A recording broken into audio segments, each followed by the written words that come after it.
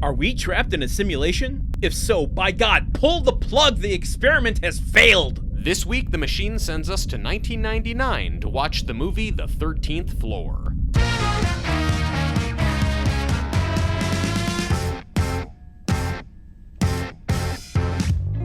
Tech company executive Douglas Hall is on top of the world. He's got a great apartment, a fast car, and an exciting job at a major computer company. He and his boss, Hannon Fuller, have spent years developing a highly sophisticated virtual reality simulation of Los Angeles circa 1937, populated by millions of simulated humans who don't even know their computer programs. When Hannon is murdered and Douglas is framed for the killing, Douglas must enter the simulation to find clues that will expose Hannon's real killer. But the longer he spends inside the computer, the more Douglas begins to doubt whether anything is real. Welcome to Movie Memory Machine, the only podcast about forgotten movies like The 13th Floor that asks, if you don't know whether this episode's real or simulated, does that change its meaning? Ooh. We are your hosts, Landen Solano and Truman Caps. Truman, it's good to see you. Landen, it's good to be seen if indeed that's really me you're seeing. But if it's not really you I'm seeing, but I think it's you I'm seeing, does that matter? You know, a lot of this movie poses questions like that about things like, how can you fall in love with someone who isn't even real? And here in the real 2026, we can say, oh, it's quite easy. Many people are falling in love with things that aren't real. You don't have to try that hard to fall in love with a thing that is literally just a sycophantic chatbot. It's fine. Yeah. We're talking about The 13th Floor today. This has an interesting history. I have an interesting history with it, but I'm curious, have you seen this before? I mean, because this came out in 1999, in which happened to be, if you were going to point to 1 year in the cinema for simulated realities on screen, it's 1999. Yeah, because The 13th Floor came out that year, the movie that totally changed the game and the ways that we think about simulation theory. And yes. Yeah. No, I had not seen this movie before. I remember the trailers for it. I was debating whether I was going to talk about it. I can't remember the trailers. I remember just the imagery of the trailers and a voice going, The 13th Floor. Ooh, okay. All right, good. I was debating whether I was going to talk about this on air because I don't know if it's a good story, but here we go. Do we both have embarrassing stories about The 13th Floor we're going to share? Okay, well, so I like seeing one of the trailers for it. We're watching TV with my parents, and like this very ominous trailer about The 13th Floor. And I mean, this is 1999, so I'm like 11 years old. And I guess just on one of these like childish kind of runs, I just start going like, on the 13th day of the 13th year of the 13th month of the 13th, like just repeating the prodigal son will return. Yeah, I just like going through all of these 13ths and just repeating, different ones. And finally my dad just goes, Truman, stop that. And I only bring it up. It's not that interesting of a story for two reasons. One, whenever I think of The 13th Floor now, it's like, oh, that was the trailer that prompted me to like go on a nonsense run of meaningless terms that pissed off my dad. And that would eventually lead to your podcasting career. That's the second one. It's the thing that I basically just, I found someone who won't tell me to shut up, and that's you, Landen.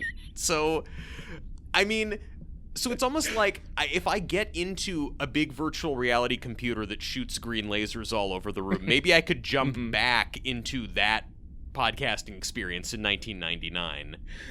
Interesting. Okay, well, that's a question I'm going to pose to you later. Yeah. As to the why 1937, but we'll get there in due time. Wait, what about you though? Did you? Yeah. You did see this movie? I have seen this movie before, not in its initial run. I had forgotten until it started. I started getting like a little uncomfortable in a weird way. I'm like, why am I like sweating a little bit? And I realized that I'd seen this movie one time before, and it was with a girl. Ooh. And you were getting sweaty and uncomfortable. It must have gone really well with that girl. Well, it was a situation where we were putting something on that we didn't have to pay much attention to in the hopes that something would happen, and we both sat there until 5 a.m. without anything happening, but wanting things to happen. Like, it was an awkward, cringy, awkward experience, and I did not remember that until I saw the green lasers in this movie. I'm like, oh my god! I like a sense memory opened up in my head. I'm like, this is the movie we watched. So you must have been actually paying fairly close attention to the movie then, which is a sign that things. Wait, I'm sorry. No, here's what I want to know. You sat up until 5 a.m. Did you put this movie on repeat while not making out? We watched the movie and then watched at the time. Apple TV would cycle through your movie, or not your movie posters, but just the movie posters of their trailers app, and so we were just watching the screensaver of movie trailers cycle through. Movie posters cycle through, talking about, oh, I want to see that one. Oh, I don't really care to see that one. What do you think of Hugh Jackman? I don't know. I think one day he's going to be in a great movie about memories and stuff that'll make me super happy. The whole audience and myself are desperate to know, did you and this lady ever make something happen? Was it just the 13th floor that was the problem? I'll never tell. Oh, yeah, it's a yes, baby. That's right. Woo, it's one of those podcasts now. So, I am not insinuating one way or the other. That is, he had is for her to know. He had a coquettish look on his face, folks. I can tell you that. Who wouldn't? Regardless in what direction that story goes, you would not have a coquettish look otherwise. No one ever has a coquettish look when they say, "And I didn't get laid." I will say, though, you get after me for this concept of putting a movie on in the background at a party. And what was this experience, if not trying to put a movie on in the background of a very intimate party? What was this experience, if not a party of two? There you go. Yeah, well, let's talk a little bit about this movie, 13th Floor. Yeah, we should talk a lot about it. It's the subject of our episode. It's true, but I want to start by talking a little bit about the rundown of the cast and the crew. Ah, yes. I'm going to start with the crew because I had a Roland Emmerich jump scare. The second that I saw this is produced by Roland Emmerich, I'm like, ooh, this could be trashy fun. Because I really had no memory of this. I had a sense memory of this. I did not have a memory of any of the details of this movie. Sure. And so when I saw Roland Emmerich's name up as producer, I'm like, oh, this can be a lot of fun. Yeah. He was a fun director of big budget disastery sort of schlocky movies in the 90s in a really warm and endearing way, I think. And he pulls the writer-director of this, Josef Rusnak, as someone who worked on the Godzilla movie, and he was impressed with his second unit directing and elevated him to director of this movie. Let me interrupt you briefly and ask you, as a Godzilla head, like 1998 American Godzilla, how do you feel? I rented it on VHS once and brought it over to a house I was pet sitting in the dead of winter. And was there a girl there? No. There was a Great Dane there. We got snowed in, me and my house sitting partner, pressed play on Godzilla. I fell asleep and woke up in the credits, and that's all I've seen of Godzilla. You fell asleep immediately? Mm-hmm. Like just the opening scenes of Godzilla put you to sleep. I think it was the second feature of a double feature after Tommy Boy. And after Tommy Boy, it's like, what else can you give me? Oh man, I'm done. I'm spent. Give me a cigarette and put me to bed. So I have no opinion about the American Godzilla except for its soundtrack, which I knew far more famously. Yeah. But I love in Godzilla 2000, the Japanese the Millennium era. There's this total pot shot they take at the American Godzilla where they're like they have one of their like little scientist portions and they're going through the like physiology of Godzilla, and they're like, what was happening in San Francisco or New York wasn't actually a Godzilla. And they totally take down the American version of it, and I found that fun. Yeah, you are not in the canon. Get the hell out of here, Mr. Emmerich. But what is a part of the canon is that his second unit director impressed him enough to take the helm of this movie that he was producing. Correct, and not only the helm of it, but also the writer of it, which Well, yes, him and Ravel Centeno Rodriguez, who I have some thoughts about. Oh, yes. Yeah, please go into them. My main thoughts are that I looked Ravel up on IMDb, and he has basically one credit, which is writing on the 13th Floor. He was also production assistant on something. And the only piece of IMDb trivia about him was that he used to be the owner and manager of a tapas restaurant in Universal City, California, which is kind of close to where I live.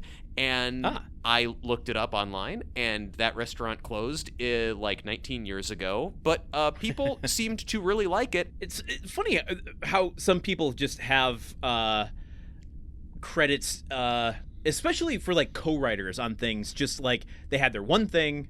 Like this could have been, had the 13th Floor succeeded, been his stepping stone to getting his screenplay produced, and then he would go on to having multiple credits. But being a co-writer on a movie that just got completely swallowed by the cultural moment ended his career before it started. I feel like there's some other examples of that going on with this movie, which we can discuss as we go. But it is... Yes. I feel like I've seen this happen a couple times with movies we've done, where there's like the established writer or the director of the movie, it gets a screenplay credit, and then this credit is shared with some random guy, not random, it's the opposite of random, it's specific. Some specific guy who, like, they know who they enlisted to help them write the script. It's like, I remember with The Last Song, Nicholas Sparks had his, like, college roommate from UNC help him write the script for that movie.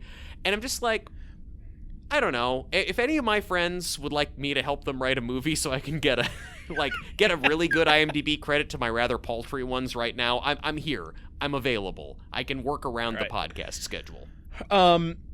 We'll talk more about Rusnak's directing throughout this episode, but want to just mention now, my experience with this story extends further than my experience with this movie. It is based on a novel by Daniel F. Galouye, who is a completely obscure, forgotten science fiction writer. And this story is based on Simulacron 3, his novel from 1964. The sequel to Simulacron 2, right?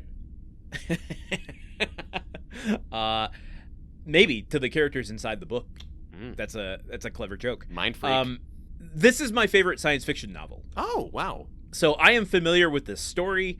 I have read the novel a couple times throughout my life. There is another adaptation of this that's German, from a infamous German new wave director, Rainer Werner Fassbinder, called World on a Wire. I love it. It's a television adaptation. It's great. I'm curious. It's German TV miniseries from like the 70s, right? Yes, early. I think 73 or 4. Yeah. That strikes me as the sort of thing that's going to be very wild. Is it very wild? Is it trippy? Well, okay. I don't want to. Is it an episode of Sprockets? Is what I'm asking you. No, it's incredible. I mean, Fassbinder is one of the all-time great directors. So, like, he brings stuff to it intentionally. It's not. I mean, it's weird, but in a controlled way. Not Sprockets. This culturally doesn't make sense in other markets kind of way. I see. Okay, good. Yeah. And I think I'm going to reserve comment on World on a Wire until further into this conversation about the movie, because the comparisons are interesting, as well as to the book. Because when we start talking about what happens in the 13th Floor, what they chose to adapt, change, and omit is baffling to me. Is the concept of the computer mainframe being on the 13th floor of a building a huge part of the book or the miniseries? Not even a little bit. Not mentioned once at all, ever. Interesting choice to really, like, put the floor of the building that your simulation is on at the kind of the front and the center of how you promote your movie. Well, okay, let's talk about that for a second, because before we go into the cast, because that to me is indicative of how this film attempts something with intention, but completely misses the mark. Because the 13th floor, I think symbolically is supposed to be like, that's the floor that is always omitted from any large structure, and so it's supposed to be like, this is a floor that doesn't really exist, and so we are building a reality on this floor, but like, it doesn't thematically make any sense to the story you're telling. It is literally just, oh, this was built on the 13th floor, and now we're calling the movie the 13th floor. Yeah, honestly, like, you could do a whole movie about how this company found a downtown skyscraper with a 13th floor. I mean, I felt like that was just standard to not label your floors that way. Right. Yeah. Usually the 14th floor is the 13th floor. You just skip it, and it's more superstition than actual architecture. Maybe this building actually labeled their 13th floor as the 13th floor, and just they were having such a hard time leasing that space that this company was able to put their virtual reality computer mainframes on it. Yeah, like they got it for a steal. Yeah. Or maybe in this reality, every single floor is the 13th floor, and they're really just on the second floor. Oh man, that's and in this reality, the rest of LA is really, really tiny, so it still looks like they're looking down at a city that's far below them on the ground from when they look out the window. Let's talk about the cast of this movie for a minute. I'm gonna go in reverse order to the lead. Dennis Haysbert from 24 fame. Oh man. Also Major League if you're me. As Detective Larry McBain. You've got the GOAT, Vincent D'Onofrio as Jason Whitney, in dual roles actually. So good. So good. So good. Armin Mueller-Stahl, a consummate character actor, playing Hanan Fuller. Gretchen Mol as another dual role, Jane Fuller, presumably Hanan Fuller's daughter. Presumably. We'll get to that. Maybe. There's a mystery afoot. Trust no one. Question everything. And then, as our lead, Douglas Hall, we have Craig Bierko. Yeah. When are we going to talk about Craig Bierko? Are we talking about Craig? I just mentioned his name. Let's bring him up. Okay, Landon. Yeah. What the fuck is the deal with Craig Bierko? I've never heard of this man before in my life, and he is playing the lead role in this wide release, seemingly fairly large budget sci-fi noir movie. He's credited above Vincent D'Onofrio, who's coming off of Men in Black a few years before this, to say nothing of Full Metal Jacket. Right. Yeah, I mean, Vincent D'Onofrio has had a full career by the time he's made this movie. Yeah. If you ever started a movie and then you just it slowly starts to sink in what actor you're going to be following throughout the whole movie, and you're just like, oh no. Oh man. Oh no. For the real heads, the Mystery Science Theater episode Time Chasers, where the first 20 minutes of the movie, Crow is just like looking at the dorky guy riding a bike around, being like, "This is not the main character movie. You are not making this guy the main character. It's got to be someone else, right?" That is a good summation of my feeling, and no shade to Craig Bierko. I just think he is completely miscast in this. Like, I saw what utility he could bring to certain projects. It's just not this one. Period. End of sentence. I'm going to a capital letter start of sentence. I'm going to stake my claim. I don't entirely hate him in this. I think that that 1999 character, Douglas Hall, like the main guy, I think he's like, Like, at times he almost feels like he's trying to do like above ground swimming pool Nicolas Cage or something with the way he talks. It's like, it's strange. I don't love it. Yeah. But when he's in the 30s, doing all of his mystery stuff in the 30s with his little mustache and his 30s clothes, it's actually working for me in a major way. I don't Like, he's playing, like, the same dude with the same motivations, but somehow dressed up that way, and the way that he's acting in the 30s, where he's kind of constantly wide-eyed, shocked, confused, and responding to the mystery. I'm really into it then. Not so much in the 90s, where I don't really get any sense of, like, what he's going for, besides just being, like, a brooding, lightly bearded tech guy. So, Douglas Hall is our basis. Yes. He is part of Simulacron 2, if you want to do the layering. Oh. He goes into Simulacron 3 as John Ferguson. 30s world, yes. 30s, 1930s.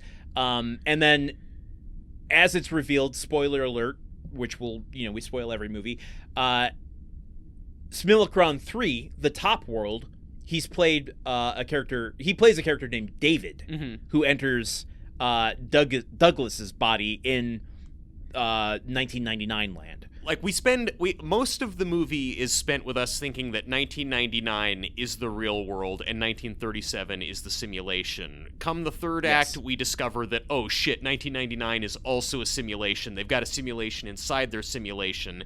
1999 is being simulated by a bunch of computery folks in the distant future of 2024. A utopia. I can't wait to We're gonna crack that open. Yeah, that's the second hour of the episode. Okay.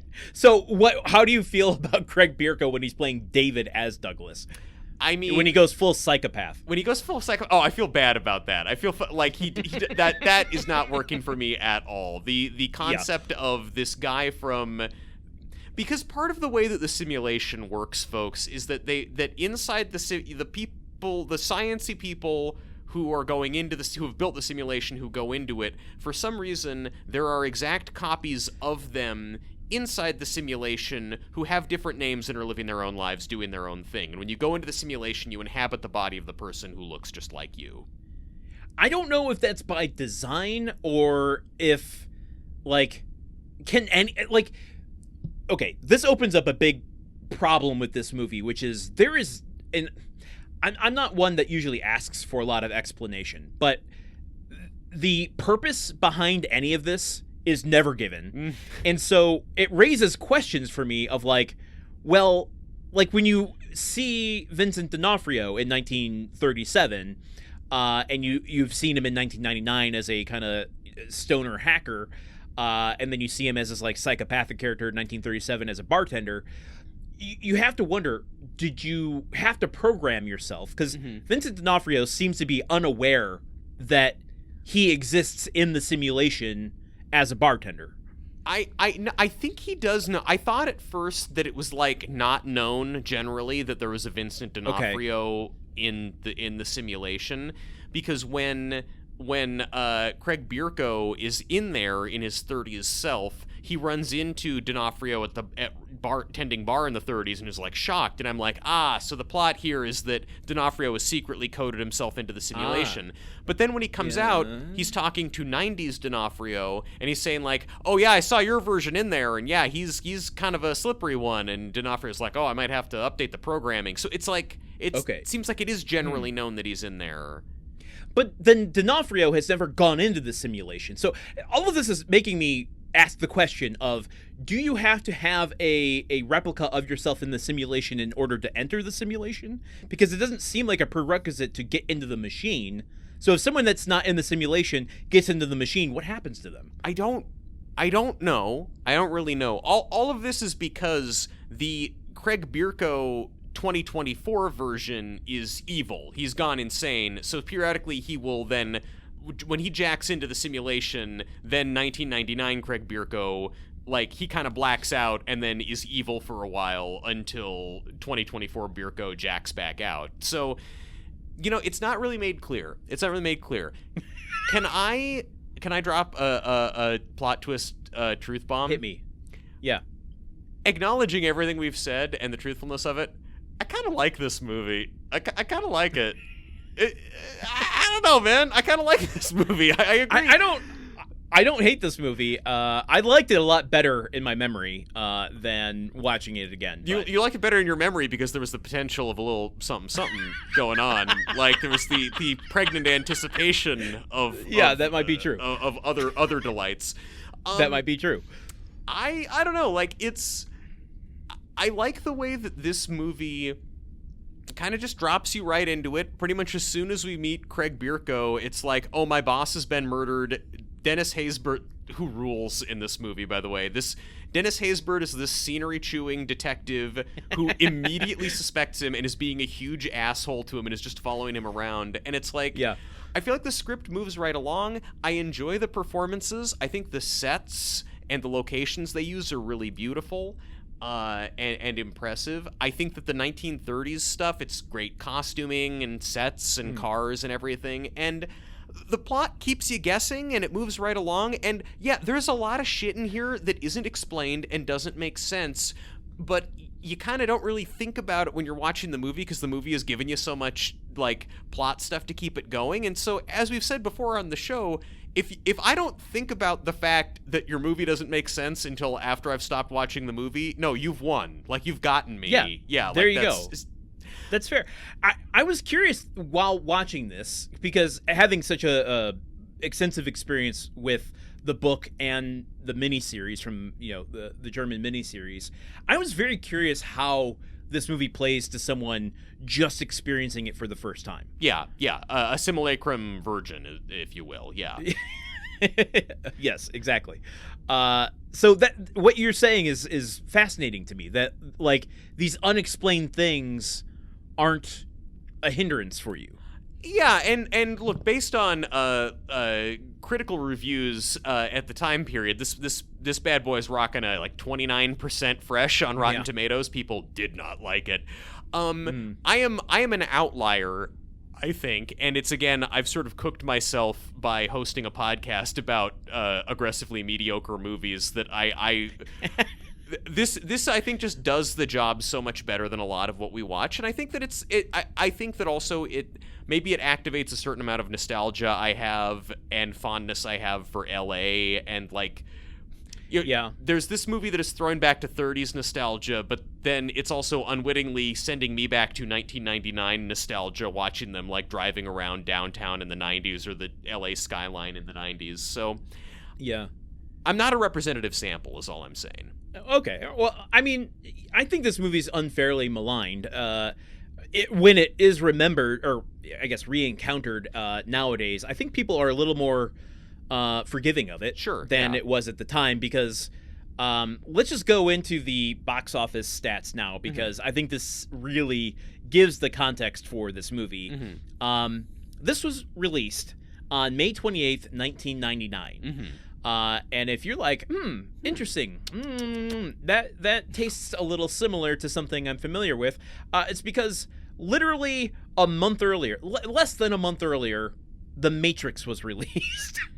Do you think that... And then, yeah, less than a month later, Existence was released. What was it about 1999 and just and I guess, well, and again, everybody was questioning everything that year. Like American Beauty, question like, are you happy in your job and your perfect suburban life? Fight Club is also making you question reality. Eyes Wide Shut making you question your marriage. Like, is that just like a time of economic prosperity? Like, does that ennui give you the perspective of just questioning everything? Like, you have the leisure to go, well, is this all there is? Yeah. I'm not fighting for my life anymore. Well, I mean, some aspects of society, but... Yeah. America was riding so high at that point, we're about 10 years out from the end of the Cold War, that everybody had hit their Peggy Lee phase and was asking, is that all there is?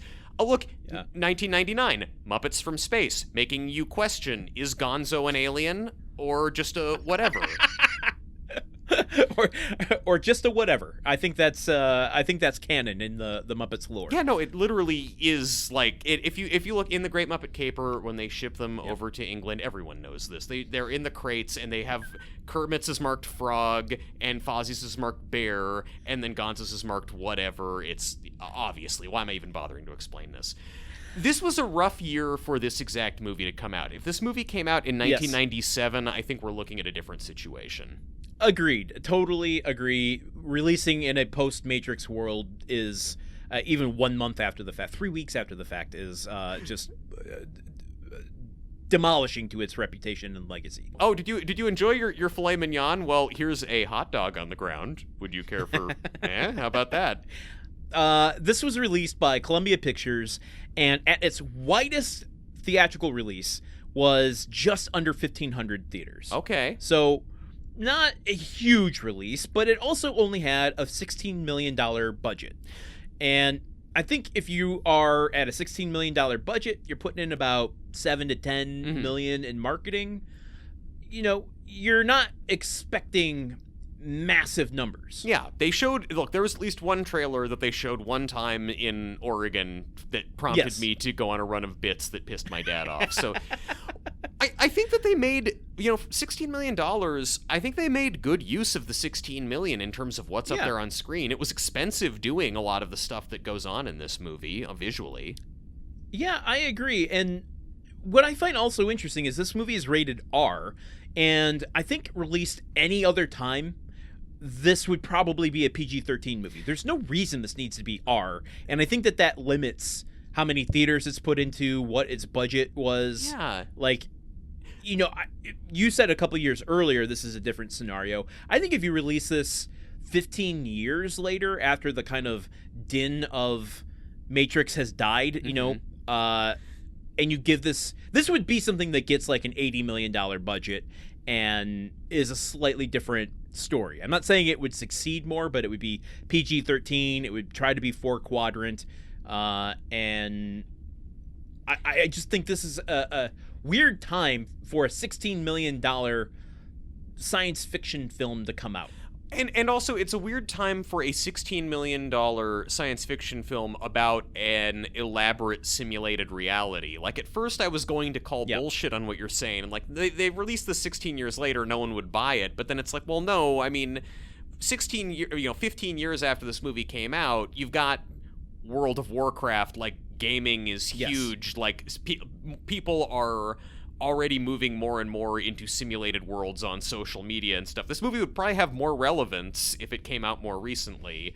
I think you couldn't make a movie like this today because they did the metaverse and it was such a punchline that I think nobody is gonna buy into this. Yeah, we're too close to what the real simulacron is that we don't buy what the the speculative fiction version of it is. I mean, look, there's no speculation anymore. We know how much money Mark Zuckerberg put into the metaverse, and what he could come up with was these shitty little Wii-looking avatars that don't even have legs. Meanwhile, the 13th Floor, it's like perfect, crisp visual fidelity, like you're playing Grand Theft Auto in 1937. We got so much to crack open with that, but I want to just one last nail in the coffin for why this movie sunk. Yeah. Listen to this box office weekend. Okay. Number 1 in the theaters at this time. Mm-hmm. Star Wars Episode 1: The Phantom Menace. Oh, Jesus Christ! When did that drop? That came out the weekend before. Oh, great. Okay, cool. Yeah. Just walking into machine gun fire, this movie. Number 2 in its first week, Notting Hill. Wow. What a week at the movies. Something for the girls, something for the boys. Wait for it, dude. That's only 2 movies. Yeah. Number 3 in the box office in its 4th week, The Mummy. Oh, something for the bisexuals and also me. Number 5 or number. Wait, what did I say? Okay, that was number 3. Yeah, number 4 is Entrapment in its 5th week. Yeah, a little something for everybody. This movie comes in at number 5 in its first week. The Matrix comes in at number 6 in its 9th week. Mm-hmm. So I guess I was wrong on that 3-week thing. But other movies in the theater at this time, I'm just going to do a quick little summary here. Never Been Kissed, Election, Shakespeare in Love was still hanging on, Jesus. 10 Things I Hate About You was still hanging on, Life is Wonderful is starting to rise in the ranks. Life is Beautiful or Life is Wonderful? Life is Beautiful. Oh. The Roberto Benigni. You said Life is Wonderful, and I'm like, wait, was there like a Asylum mockbuster off of Life is Beautiful? And Analyze This is still around. So God damn people point to 1999 as like one of the seminal years in film history, and I think you pick any weekend and you see why. So if your film isn't up to medal in the year of 1999, you're going to just be dust. Yeah. You're going to be Steve Winwood playing a guitar solo next to Prince during the While My Guitar Gently Weeps induction of George Harrison. That is a specific reference exactly for me. Like, everyone else look it up on YouTube, I guess. You'll understand what he means.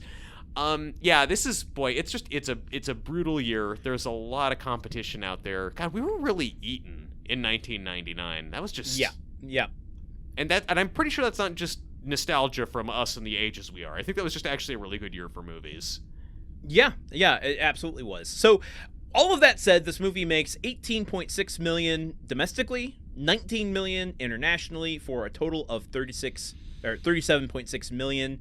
And you know, this gave me an interesting insight into how studios determine if something is a bomb or not. Because I'm like, are you so greedy that you're like, okay, I spent $16 million on the production of this, and you know, I put $10 million into the marketing of it. You're still making like $15 million on this movie. Yeah. But then I'm like, oh, right. Well, you have a whole studio to fund. Mm-hmm. So yeah. that goes into the overhead of electricity and staff and like property taxes. A $15 million budget or profit is like ultimately not that much. You kind of need at least a $50 million profit in order to just run your studio. Yeah. Like, and as much as I love to dunk on executives in the business end of Hollywood here, it's like you're not going to be able to run a studio being like, hey, you know what? Let's just break even this year. If we break even, we're good. Make no money, lose no money.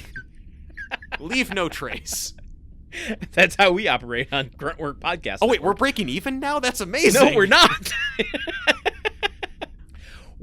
Okay, so being someone who has experienced this film and this story for the first time, and, you know, I think since 1999, the idea of simulation theory has just permeated the underbelly of culture in such a potent way. And the overbelly, too, I think.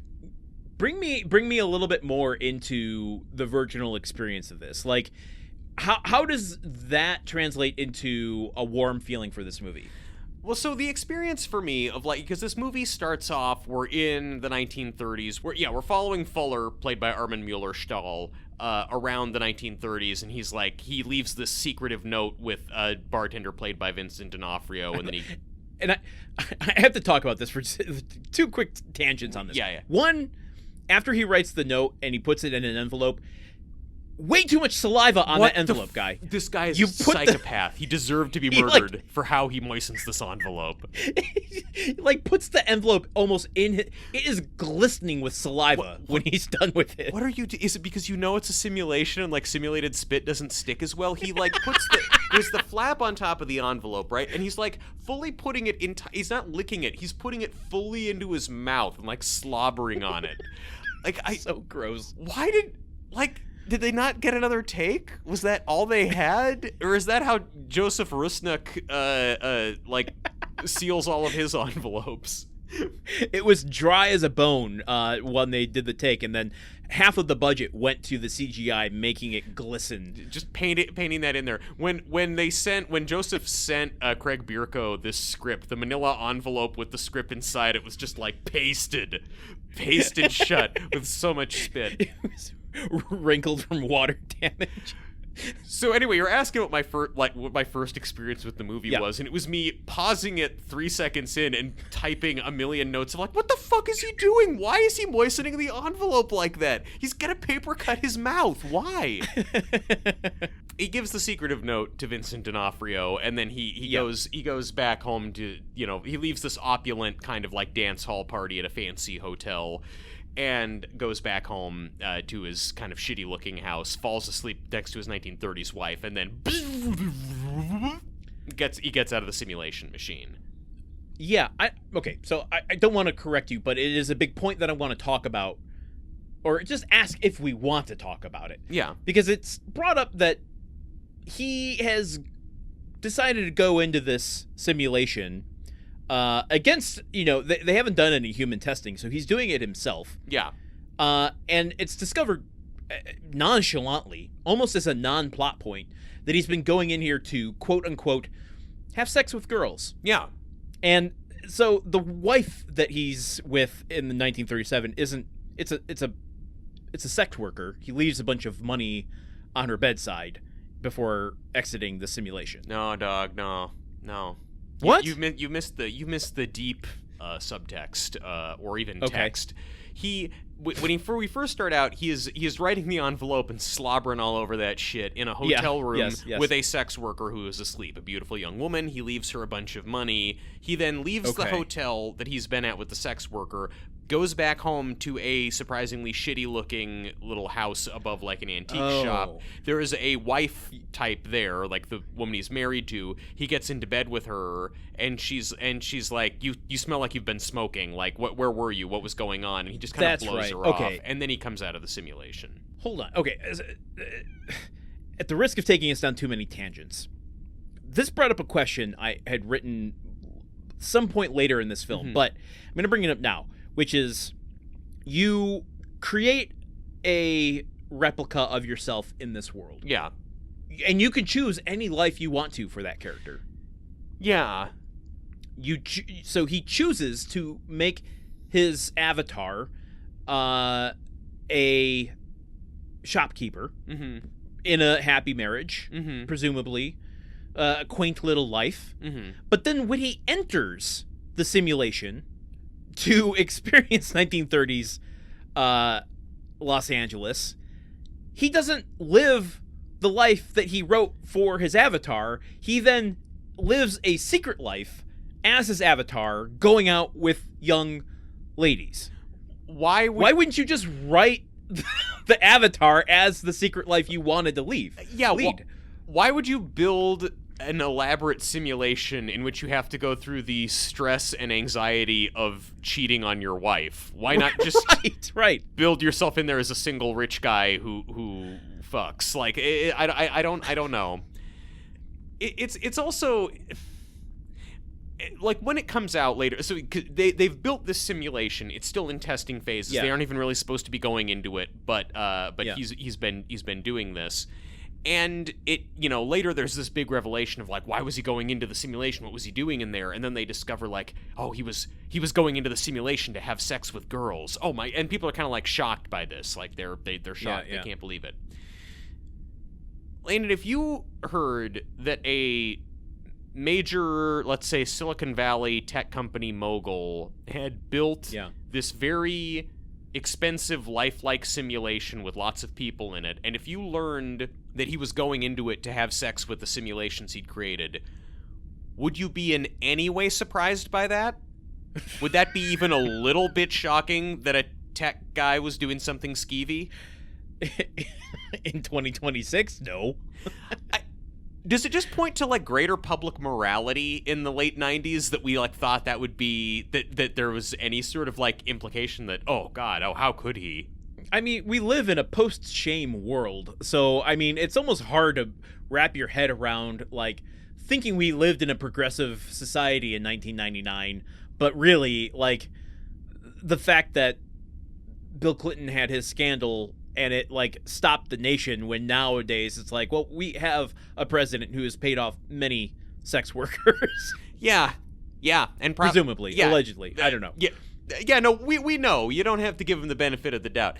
I just it's because you look now at like what the way that Elon Musk interacts with Grok publicly on Twitter, how he's prompting it to whip up pictures of anime waifus and like sexy little videos and stuff. And this is like in front of everyone. He's doing this. It's like it seems downright quaint that this tech company guy is going into his simulation so he can like sleep with showgirls consensually, pay them for it. Right.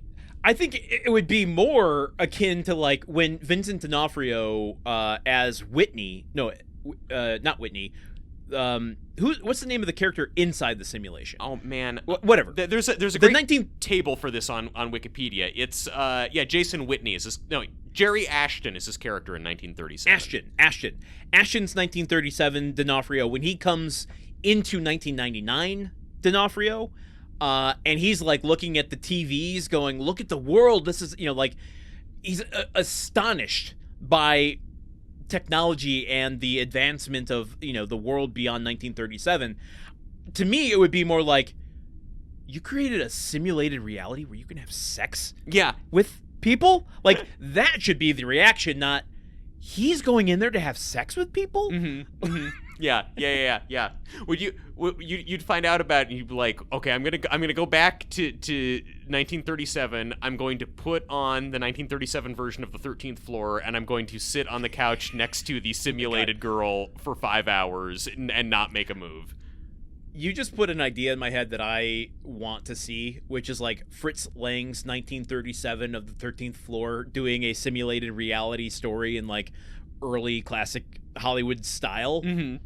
I would love that. Yeah. Even further back, go back to like German expressionist, like Metropolis style, but make that be a simulated reality where they try to envision what it would be like to go to 2024. Yeah, I mean, look, I never get tired of seeing what people in the 90s thought the 2020s would be like. Load me up, You'll always get a pass. Yeah. Can I pause for a second? Yes. To talk about the difference between what's going on here and what's going on in the book. Yeah, of course. And let me start that by asking you, knowing what we know of Fuller and him being the inventor of the simulated reality, not having experience with World on a Wire or Simulacron 3, the book, what did you take for his purpose of doing this? Building the computery world? Yeah, yep. That was my biggest outstanding question throughout, is just, okay, this company is clearly quite successful, headquartered in this big downtown office building on the 13th floor. And, the executives from it are clearly quite wealthy, but I don't, like, they clearly have spent billions of dollars making this very advanced simulation, but nobody ever says, yeah, and then when it's done, we're going to make money off it by doing blank. Like, yeah. I don't, like, is it a Westworld situation? Because they don't mention it being a Westworld situation. Right. So I really... Does that take away from your positive experience with it? Like, do you feel like it's lesser for not having that explained? Maybe slightly lesser, but I think part of why I appreciate the movie as much as I do is, like, well, you don't include a lot of extraneous bullshit. Like, I don't really need to know how you're gonna monetize this to understand the plot line of this guy's been framed for murder, the clues to solve the murder are inside the simulation. And I think the movie does such an effective job of getting him in the simulation, having interesting stuff happen. He comes back out, the murder investigation has progressed to the point that he has no choice but to go back into the simulation. Like, the plot moves fast enough that I'm kind of, like, just thankful to not have other window dressing explained to me, but I am definitely curious. That was the big thing that hit me as soon as the movie was over. It was like, wait, what? Yeah. Why did you make the simulation? Why is anyone making the simulations?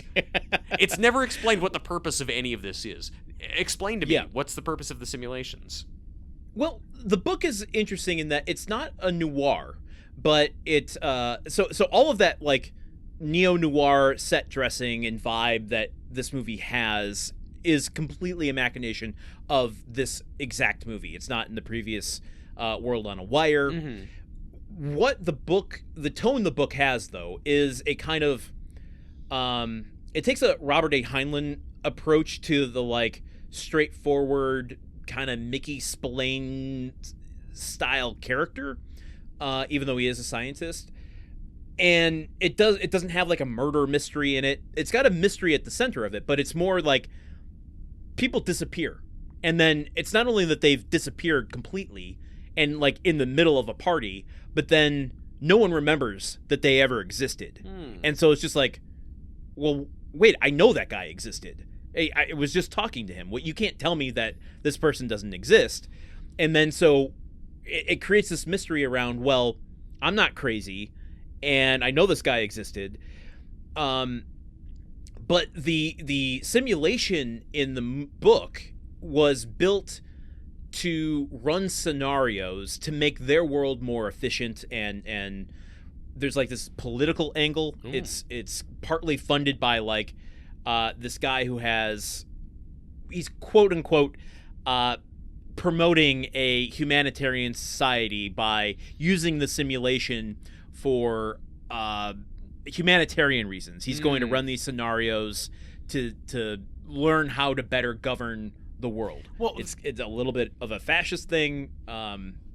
So what you're saying is that the tech guy who says that he's doing tech stuff for good altruistic utopian reasons is actually advancing a fascist agenda? That sounds like something with zero parallel in today's world. What a fascinating concept.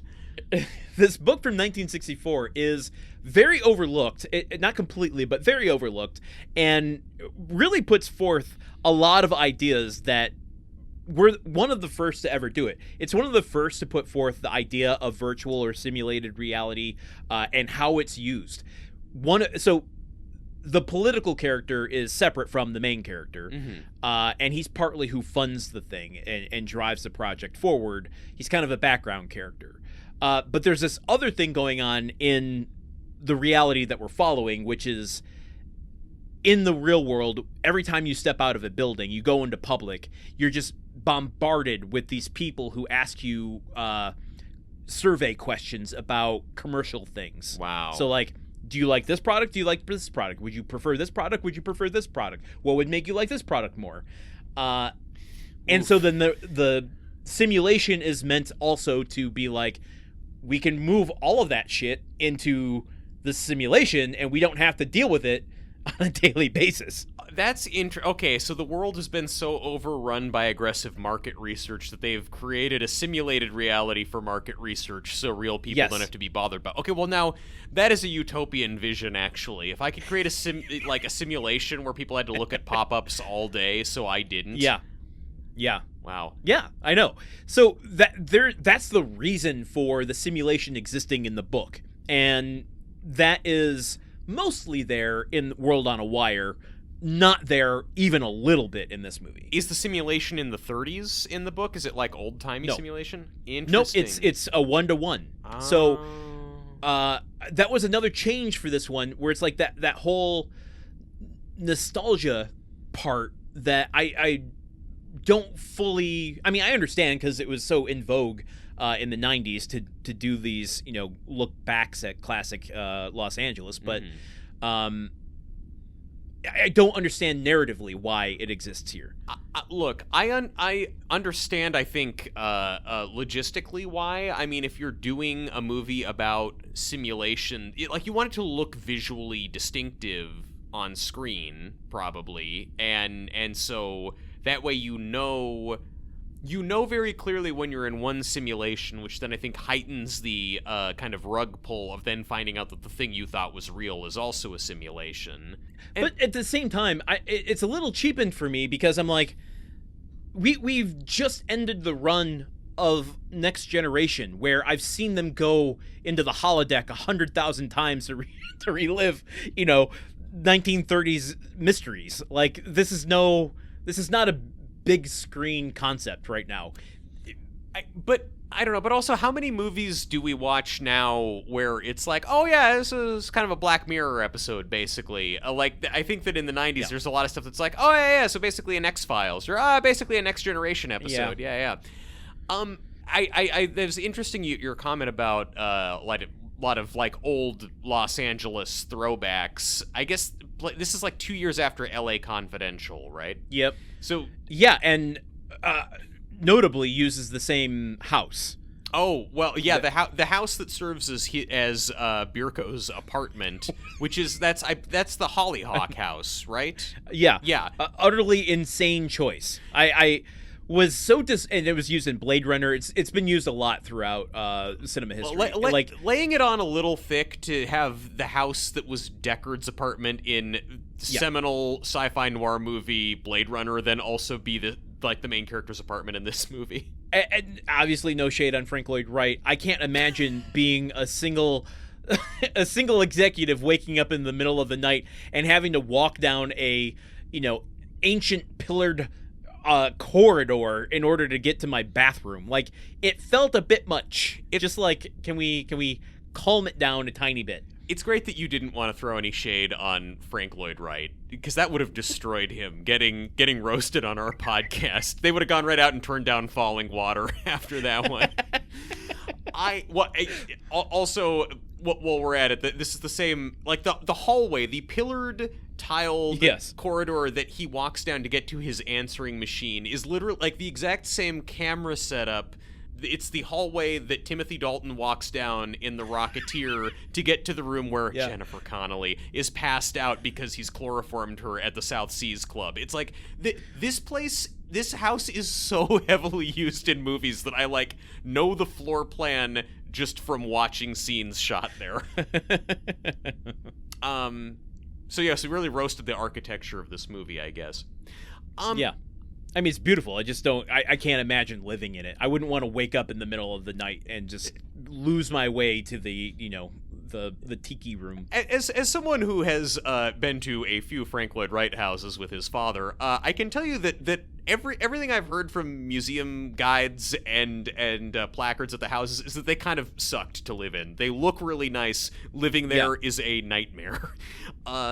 When I was in Los Angeles, they have a wine tasting at this particular house, on the yard in front of it, and I don't know if they still do it, but when I was there, they did. And that was the perfect use case. Yeah. I didn't want to go in the house. I wanted to stand on the lawn and look at the house. It's at Barnsdall Art Park in LA. It is transit accessible. You get off at Vermont Sunset Station, and you walk right up the stairs. And they also they shot a bunch of scenes from Big Little Lies there. We don't need to talk so much about this. I think that knowing all this, though, knowing that the book didn't really have any of the kind of mystery noir stuff in it, that almost makes me like this movie a little more in terms of how they took this source material, which, look, you sent me a copy of the book over the Christmas break. I have not read it yet, but I probably should have for the episode. But like the book sounds really interesting. I am now excited to read the book. I think it's impressive, though, that they took the source material, they took the concept, they said, let's turn it into a film noir mystery. And I think they did a pretty effective job because, it's taken us this long to get here, let's just say it. This is a sci-fi film noir movie. We've watched another movie that tried to do that and failed pretty badly. It was called Reminiscence. I think that this movie does, I think, a pretty effective job of being a film noir movie and incorporating film noir tropes in a somewhat meaningful way. Like, our problem with Reminiscence was just like, it was all fluff and window dressing, and characters talked in this weird gumshoe affectation because it just sounded cool. Whereas this movie actually has some of those tropes in there. He gets into this relationship with Gretchen Mol's character, who, like, is this sort of mysterious dame who has her own agenda, and he doesn't, and makes him, show vulnerability that he didn't want to, and puts him in this weird place. And it's got, there's this detective that's chasing him around, trying to nail him to the wall, and Dennis Haysbert is playing him as this real kind of hard-boiled cop who doesn't trust anybody. And it all... Who is wearing a fedora? He's wearing a fedora. That's... As soon as I saw Dennis Haysbert is this 90s cop wearing a fedora. They did that a lot in 90s movies, where there's like the one detective who's the cool guy, he wears a hat. He's like, it's like Morgan Freeman in Seven, wears a hat. But here's the questions this movie can start to raise, which is the simulation that Fuller creates is 1937 because he wanted to recreate the Los Angeles of his youth. But then that means someone had to program Dennis Haysbert, who is in 1999 Los Angeles, which means that someone in 2024 Los Angeles in Simulacron 1, the top layer, had to program Dennis Haysbert as a detective wearing a hat. So I guess what I'm saying is there someone in 2024 that loves the movie Seven so much that they basically recreated Morgan Freeman in their simulation? Yeah. There's somebody in 2024 who's really like got a lot of nostalgia for cinema of the 90s or something like that, which is, I guess, proof that in the 2024 of this movie, podcasting is alive and well. Well, you brought up Gretchen Mol, and let's talk a little bit about that romance and her character, and because she's essentially the first introduction of the idea that someone from the above world is coming to Douglas Hall's reality, 1999 reality, right? Yeah. So, I mean, I guess she's not. Technically, it's when Douglas is taken over by David in the above world to kill Fuller. But as far as us, the audience, is concerned, when Gretchen Mol appears, she kind of appears out of nowhere. As the movie unfolds, we learn that she's actually this, other, just like Fuller in 1937, when he's not inhabited as an avatar, is living out this life as a shopkeeper. But when he's inhabited, he is then this, debutante going to have sex with all these girls. Mm-hmm. So Gretchen Mol's character, similarly, is like this, she is job hops. She's working at a grocery store, but when she's inhabited as an avatar, she is Fuller's daughter, and she's going to talk to Douglas. And what was your experience with the kind of femme fatale part of this, and how she brought the mystery of the layers of simulation out of this movie? I enjoyed her in this, and I enjoyed what she brought to the movie, even though, again, it's one of those things where when you look back at it, the movie is kind of tap dancing over a lot of stuff, because, yes, so much stuff. Craig Bierko's character, like Fuller, the tech guy, we've seen him come out of the simulation shortly after, he's left this mysterious note with Vincent D'Onofrio in the simulation. He comes out of the simulation, he gets murdered by someone unseen. Next thing we know, it's Craig Bierko waking up in his fancy apartment and finding out that his boss is dead, and finding blood on his clothes and not knowing how it got there. So anyway, he learns, he's then being trailed by Dennis Haysbert, the detective, and is trying to manage the company, and like he's going to inherit the company now that his boss is dead. But then in the process, he meets this woman who is introduced as his boss's daughter, played by Gretchen Mol, and he's like, he never mentioned having a daughter. You say you're from Paris, I wasn't aware of that.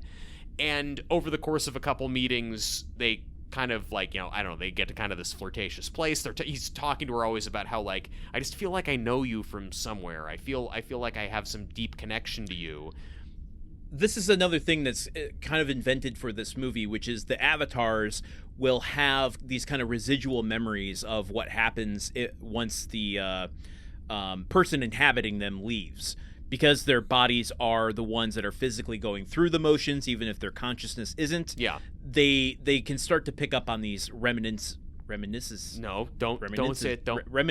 I can't say it. Yeah, my tongue is refusing to say the word reminiscence. It's protecting us all.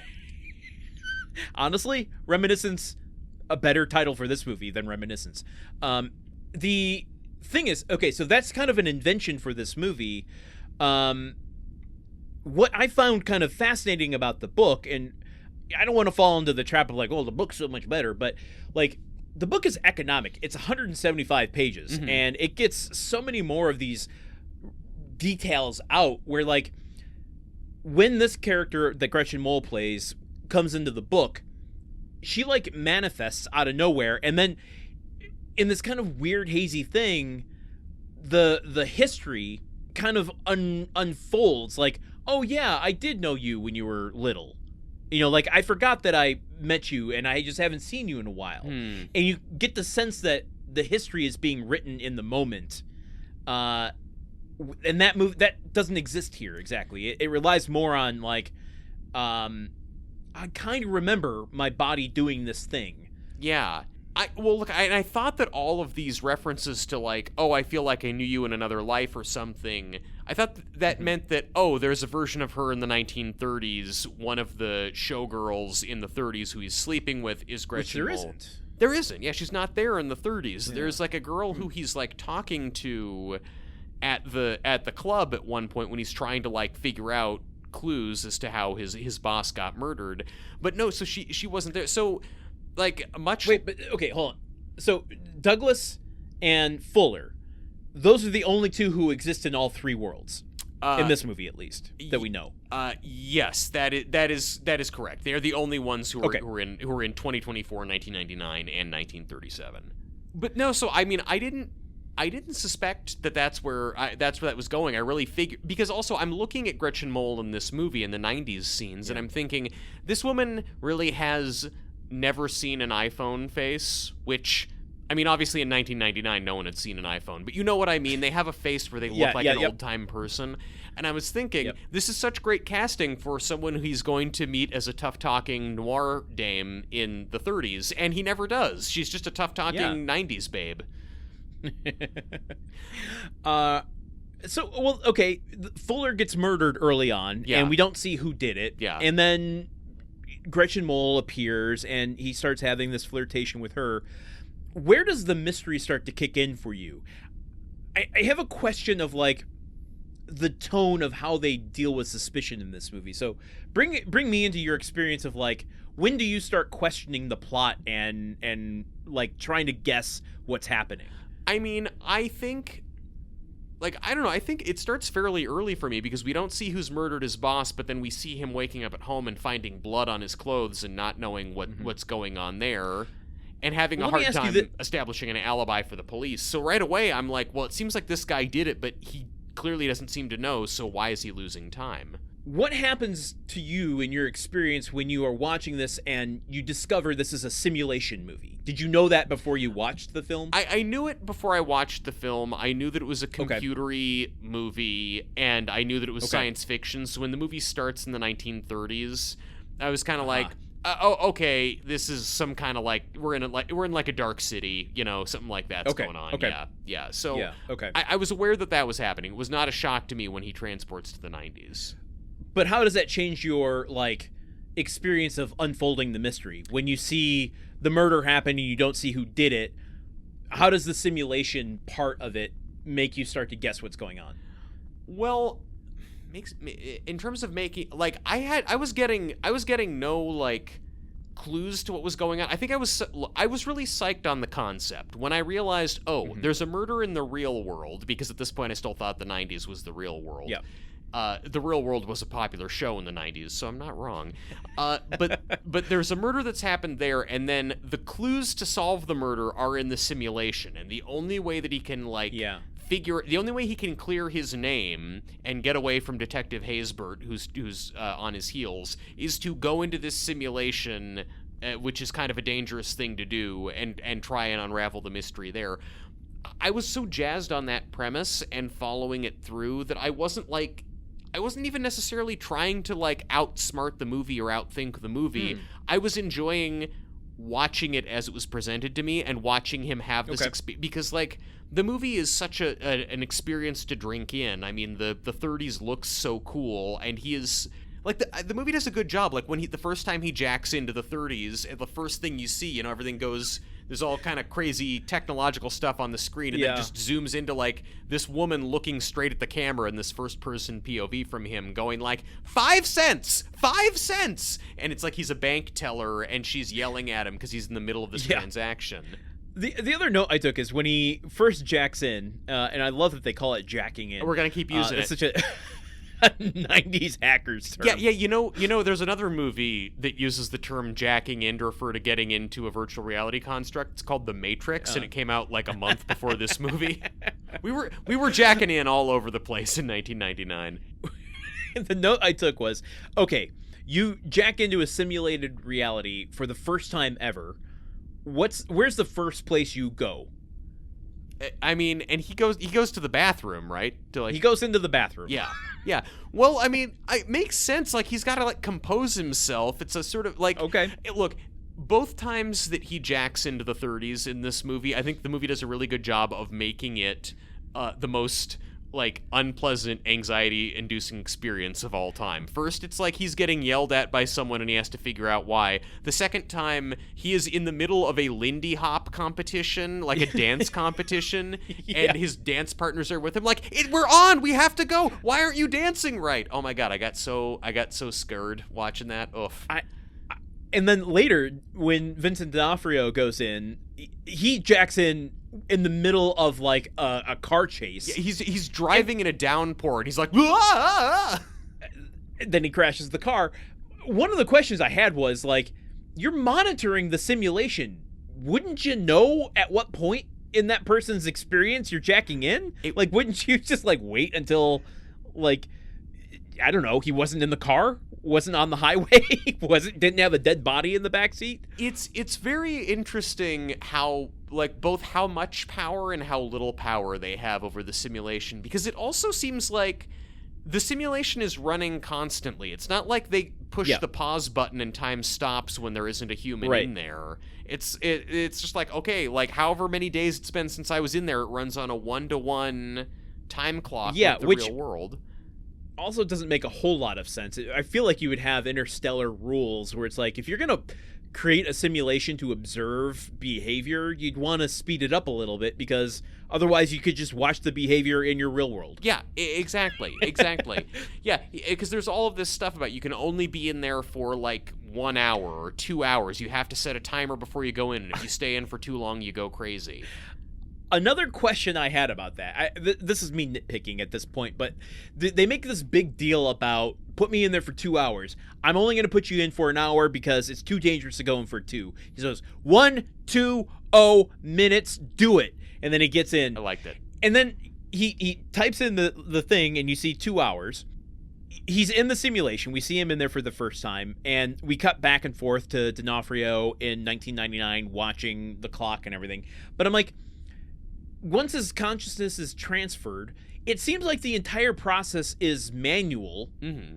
So what's the point of setting the timer? The timer isn't automatically extracting your consciousness. It was almost just like setting an egg timer for yourself. Yeah, exactly. It's just like Siri set an alarm in 2 hours.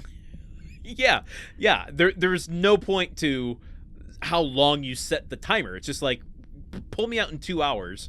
Don't set the computer to 2 hours, because the computer is doing nothing. I think that it's just part of the really cool aesthetics they have of starting the simulation. The way that just that, like, you know, timer set 2 hours, and there's a big clock that's ticking down. When they go into the simulation, there's these green laser lights that shoot out of the machine and all over the room.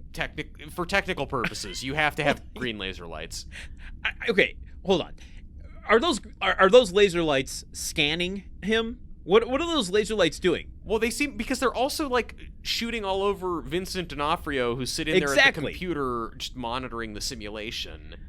So it seems like if they're scanning you, or they're protected, or whatever they are, like, you'd want them contained to the device itself. Otherwise, you're scanning a lot of unnecessary material. Yeah, maybe that's how Vincent D'Onofrio his character got into the simulation to begin with. Yeah, exactly. It's just like, oh, I caught a stray laser, and now I'm in the machine. Okay, so for those of you keeping track at home, the point is, Hannon Fuller has been murdered. Douglas Hall, his like second in command, has learned that he's going to inherit the company now. He's a prime suspect in the murder, and he has learned that there's clues, like there was a letter left behind by Hannon inside the simulation that has details that point to like what happened and what went wrong. And Gretchen Mol, supposedly Hannon's daughter, has shown up, and she's trying to make a claim that, oh, she's going to inherit the company, but it turns out that no, Hannon changed the paperwork at the last minute, so it would be inherited by Douglas instead. So this is what I was asking you about, the mystery and the suspense of this, which is like, this movie, the tone of it is kind of interesting. Yeah. I'm not going to say it's bad necessarily, but like, it is a mystery, but from the get-go, it's like every single thing is suspicious. Yeah.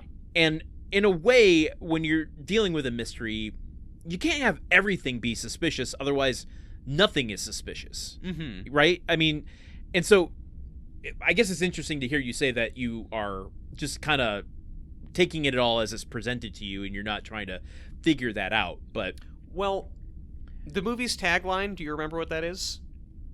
Question everything. Question reality. So... Question reality. So I guess I know going in that the movie is going to be like nothing is what it seems, and I'm just like, well, then I'm not going to try and figure it out ahead of time. I'm not going to try and outguess the movie. I'm not being paid for this. I'm here. All right. No, tell me a story. I will take what you give me. I liked how everything is suspicious. Everything is confusing early on. It's like, I barely know this guy. All I know is that he's been framed for murder. There's this mysterious, beautiful woman who's shown up that no one's ever heard of before. I love it. It sort of is starting on page 1 where it's just like, okay, and there's a computer simulation. He's got to go in the simulation. I understand the stakes. I understand what's motivating him to do this. That's kind of all I need. Okay, figure it out, dog. But then there's this other kind of affectation this movie has where it knows it's a science fiction film. It knows it's a mystery film. It knows it's playing with those genre tropes, but it also kind of has this serious thing going on. And it starts right from the beginning, and I find it to be kind of a little endearing, but tacky, where, like, let's take the envelope, that slobbery envelope. Oh, God. He takes it to Ashton D'Onofrio as the bartender in 1937. And Fuller has written on it Douglas Hall. That's, who it's addressed to. The envelope, he luckily wrote on the envelope after he licked it, so the ink doesn't smear. Exactly, yeah. So it clearly says Douglas Hall on the envelope. Yeah. And the music's playing. He brings the thing here. There's a, like, what can I get you? Martini. How do you like it? Dry, olive, whatever. So much good martini content in this movie. As a martini drinker, I just really, they're drinking so many martinis. There's a lot of martinis. But Fuller, he's like the movie has this kind of serious thing where he's like, there's going to be a man that comes and asks for me. When he does, give him this letter. His name is Douglas Hall. Remember that name, Douglas Hall. Remember, Douglas Hall. And it's like, well, no shit. It's written right there on the front of the envelope. Yeah. You don't have to go through this, performance of saying Douglas Hall 100,000 times. And I don't know. I'm not necessarily bringing that out as a criticism. It's just like the way it's at the beginning of this movie, and it's setting this kind of serious, I don't know, it's not like overly serious, but it's, I don't know, maybe it's a genre thing. I don't, why am I having a hard time articulating I don't know. I think he's just like, that first scene, he's just really trying to, like, sell the importance of this letter, because trying to find this letter is the key thing. He's given it to the D'Onofrio 30s bartender. D'Onofrio opens the letter immediately and reads it after this guy goes away, and so then it's like, and then and that kind of becomes the linchpin of it, is everyone's trying to, like, Bierko's trying to get in there and find this letter, but he can't because D'Onofrio bartender is hiding it. But I don't mean it as a plot point. I just mean, like, it's the tone setter for the movie. Everything that people are doing, the investigations, they're all asking questions and acting in a certain way that isn't quite realistic. They're putting, as I said, putting on these kind of affectations, and that exists maybe in an amplified way in 1937, but it also exists in 1999, and I don't know if it's the movie trying to kind of tip its hand a little bit, saying 1999 is also a simulation and they're all performing according to a code that was written, or if it's just kind of unintentionally tacky. I'm not sure. I don't know. I mean, I think just part of it because of how dramatic the sets are and the locations, like even in the 90s, how it's like these kind of soaring, impersonal corporate lobbies and like brutalist furniture and stuff like that. Like, I almost feel like the whole movie just has a slightly melodramatic affectation to it that, I don't know, and also, I mean, if they're acting, if their performance seems unrealistic, well, that's a sign you should be questioning reality, All right, let's question reality, Truman. What are your thoughts on simulation theory? Do I think that we're in a simulation? Yeah. I think, look, this is the thing that I'm finding out, I think, from your line of questioning and my kind of, like, blank responses to it. I wasn't really thrown, or like... You've got a stoner programmer? Well, I mean, yeah, or I've just got a lazy programmer who's like, I don't fucking know. If we're in a simulation, do I still have to get a job? Yes. Okay, then fuck it. It does it's the same way I feel about religion, where it's just like, I don't know, probably not. I don't give a shit. Like it's not going to it's not going to change my life. Why it's not going to affect anything. Yes. If solving that puzzle would materially benefit me, okay, sure, put on a pot of coffee, let's crack this nut. But I don't know. I am having a perfectly nice time as it is if I'm in a simulation or if I'm not. I don't know. I mean, I spend a lot of time. So you're Joey Pants. You're going in and eating the steak. I'm eating the steak, baby. I don't want to remember anything. Do you think we're in a simulation? I have a very similar opinion as you do. However, having traveled for the holiday season recently, was the only time that I was like, oh, this feels like interesting evidence for the simulation theory. And I'm talking specifically about the experience of flying. Mm-hmm. Because, at least for me, I can't tell you how many flights I've taken where you follow your zone number, you are sitting in the terminal waiting to get on the plane, you're people watching, you see everyone there, you wait your zone even though no one else does, you get on the plane. Every single time I've done it, I'm like, I have not seen half of these people in the last 3 hours of sitting in the terminal. How did you get on the plane before me? And knowing that I'm going to be stuck in one position in this seat for 5 hours and not interact with any of them, and then once we're off the plane, they're going to have moved so quickly onto their destination that I'll never see them again, is like, if there was ever a situation to simulate NPCs, it is when you get on the plane just to fill out the population of those seats. So it's easier to assume that we live in a simulation than it is to assume that there's just a lot of people in the world. But how does so many people get on the plane before me when I am right there, and so many faces that I haven't seen in the last 5 hours leading to getting onto the plane? They got on the plane before you because they bought more expensive tickets. I regret to inform you, Landon, there are a lot of people in the world who have more money than us. It's like it feels like they come with the plane. That's the thing, is like they're the Lego men who come with the plane set. Yes. There's like X number of them yes, in exactly. there. Yeah, exactly. Yeah.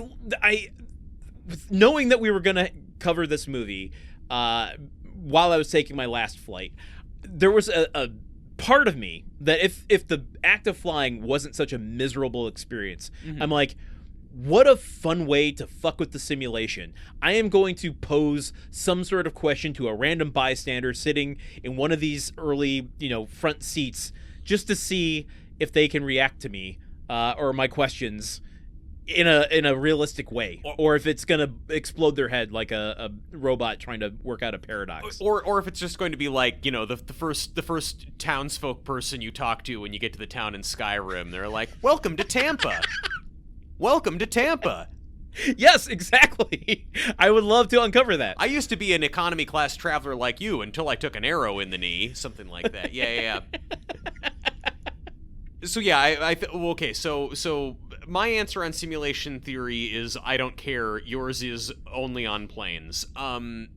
Speaking of the simulation in the movie, Douglas. Which one? Well, speaking of the 1930s simulation in the movie, okay. Douglas goes in there. He goes looking around for the letter. He is not able to find it because Vincent D'Onofrio, the bartender, is being cagey and nope, not a letter. Didn't ever get anything from you. He winds up getting pulled back out of the simulation, and to make this clear, the technician who runs the simulation thing is also played by Vincent D'Onofrio, and the bartender in the thing is his equivalent. Do we want to just like talk D'Onofrio for a minute? Do we want to? I think this is the perfect time to experiment with launching our Vincent D'Onofrio podcast. I could talk about this man for forever. I love Vincent D'Onofrio. Have you seen Vincent D'Onofrio's tweet about helping a pig look at the night sky? No, it sounds like a Sam Neill tweet, but I have not. I know that he's gotten into some murky waters regarding Twitter, but that sounds like a great overcorrection. This is total purity. This is a tweet that he posted a few years ago. Okay. Pigs can't look up, but I could pick a pig up one night and raise it into the sky and tilt this pig ever so gentle. I can make sure this pig's eyes line up with the stars. Imagine seeing the stars for, numeral 4, for the first time. I want to be, numeral 2, lowercase b, I want to be treated that kindly and see the stars for the first time. I love this man. I don't like putting anyone up on a pedestal because inevitably they're all human and disappoint us. But I have a lot of respect for this man's work. Mm-hmm. I don't know him as a human necessarily outside of his public persona. That's beautiful. That is a beautiful sentiment and the perfect use case for Twitter. Yes, that tweet went so viral that he then wrote a children's book based on it called Pigs Can't Look Up. Looking at the cover of it right now, Pigs Can't Look Up by Vincent D'Onofrio. Always be on that grind set. Yes. I think that he is so much fun in this movie because when he is playing his computer technician-y character in the 90s, I feel like he's playing Philip Seymour Hoffman in like Magnolia, where he's kind of this like schlubby, kind of understated guy who's like trying to be helpful, but is kind of a little bit of a sad sack. And then in the 30s, he's this bartender who is clearly just fucking insane. Like even before stuff in the movie happens to make him insane, he has this intense gleam in his eye, and he's off the deep end. And he's so good. It's so much range of acting for Donato. He's doing a great job doing an understated performance, and then, you know, he's read this letter that Fuller has given him, which is intended for Douglas, which explains the nature of the simulation and everything, and it has this clue in it, like, to know if you're in a simulation, drive to a location you would never go to, go as far outside the city as you can, drive right through any barricades, and you do that, and eventually you'll reach the end of the simulation, and you just see, like, this big, you know, undulating wireframey thing. And so D'Onofrio's character has done that, and he has now realized that the 30s is a simulation, and it's driven him mad. Yes. But he's just so... driven him psychopathic, which is different. In the book, and again, not to make direct comparisons to the book, it is like a, what do you do with that knowledge? Mm-hmm. Like, it undoes your mind, not in a psychopathic, nothing matters kind of way. Like, if nihilistic to the point of, well, I can kill someone and it doesn't matter. Mm-hmm. Like, I can't go through my date. I can't lift up this cup because it doesn't matter. I don't need to hydrate myself. I could become a husk. Yeah. I'm just numbers and zeros. Ones and zeros. I can't lift up this pig to show him the night sky because the night sky isn't real and neither is the pig.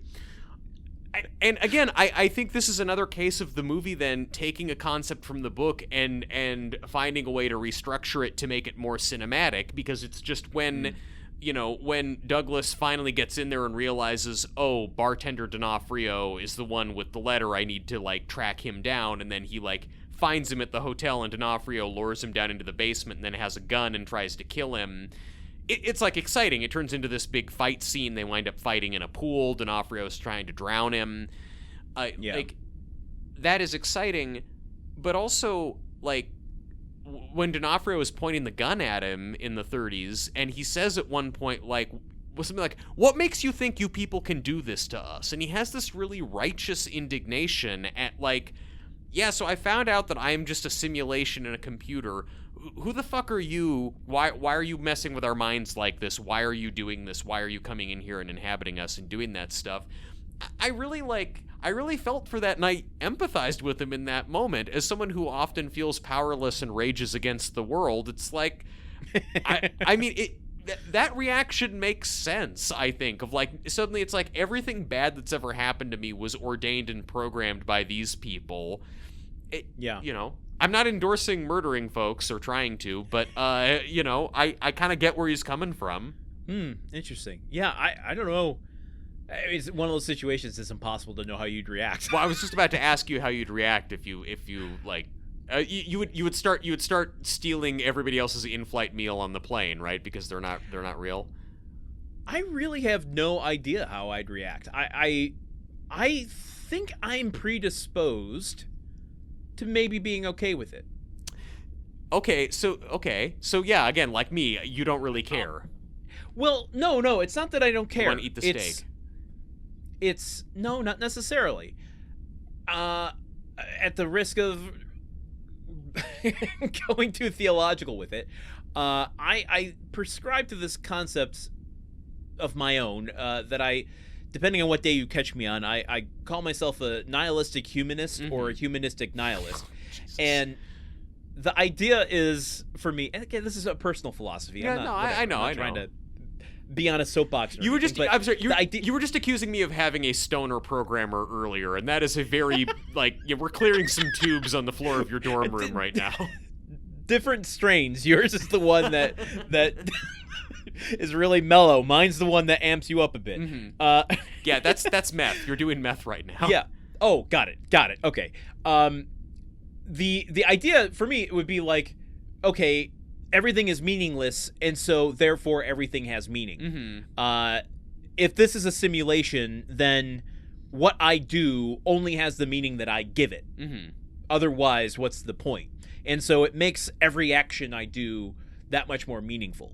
That's kind of how I live my current life, and I think if I got confirmation that this is a simulation, I mean, I don't think it would change anything for me. I would still get mental stimulation. I'd still get emotional stimulation from everything that I interact with. So I don't know. But how could you ever know? That's the big questions. Yeah. We are unlocking some big questions on this episode. I mean, I guess it would be a similar thing. Like, if I found out I was in a simulation, it's not like I would suddenly be like, okay, carte blanche to go kill people, because A, I don't want to do that. I don't take pleasure from that. But then also, I think about I really have a lot of, I hate AI. I really do. I hate it. I think it's so bad. In the opportunities I've had, when I've been forced to interact with AI or chat GPT or something, and I have to talk to it, even though I know it's not real, I still say, like, please and thank you to it, because I think I just even if a thing isn't real, I still don't want to, like, practice cruelty towards something, even if it is not a thing that actually has feelings. Like, when I hear about the guys who have, like, created AI girlfriends who they're verbally abusive to, I get, like, sad and bummed out about that, because it's just like, oh, so there's just, like, people practicing cruelty just for cruelty's sake. Why is that? So, you know. Yeah, well, that's a whole other batch of questions that I can't get into. I guess I'm just saying, I guess Vincent D'Onofrio, the bartender in the 30s, was crazy to begin with. Like, I don't think learning that the world is a simulation only just nudged him a little bit further into psychosis. But this is the one of the things that I think missed opportunity, though, that the movie, like, I don't know, this movie, like, wants, I guess it's not pretending to be something it's not. It's not really interested in dealing with the bigger philosophical questions that the premise brings up. It wants to be a neo-noir mystery with a sci-fi tinge. Yeah. And that's what it is.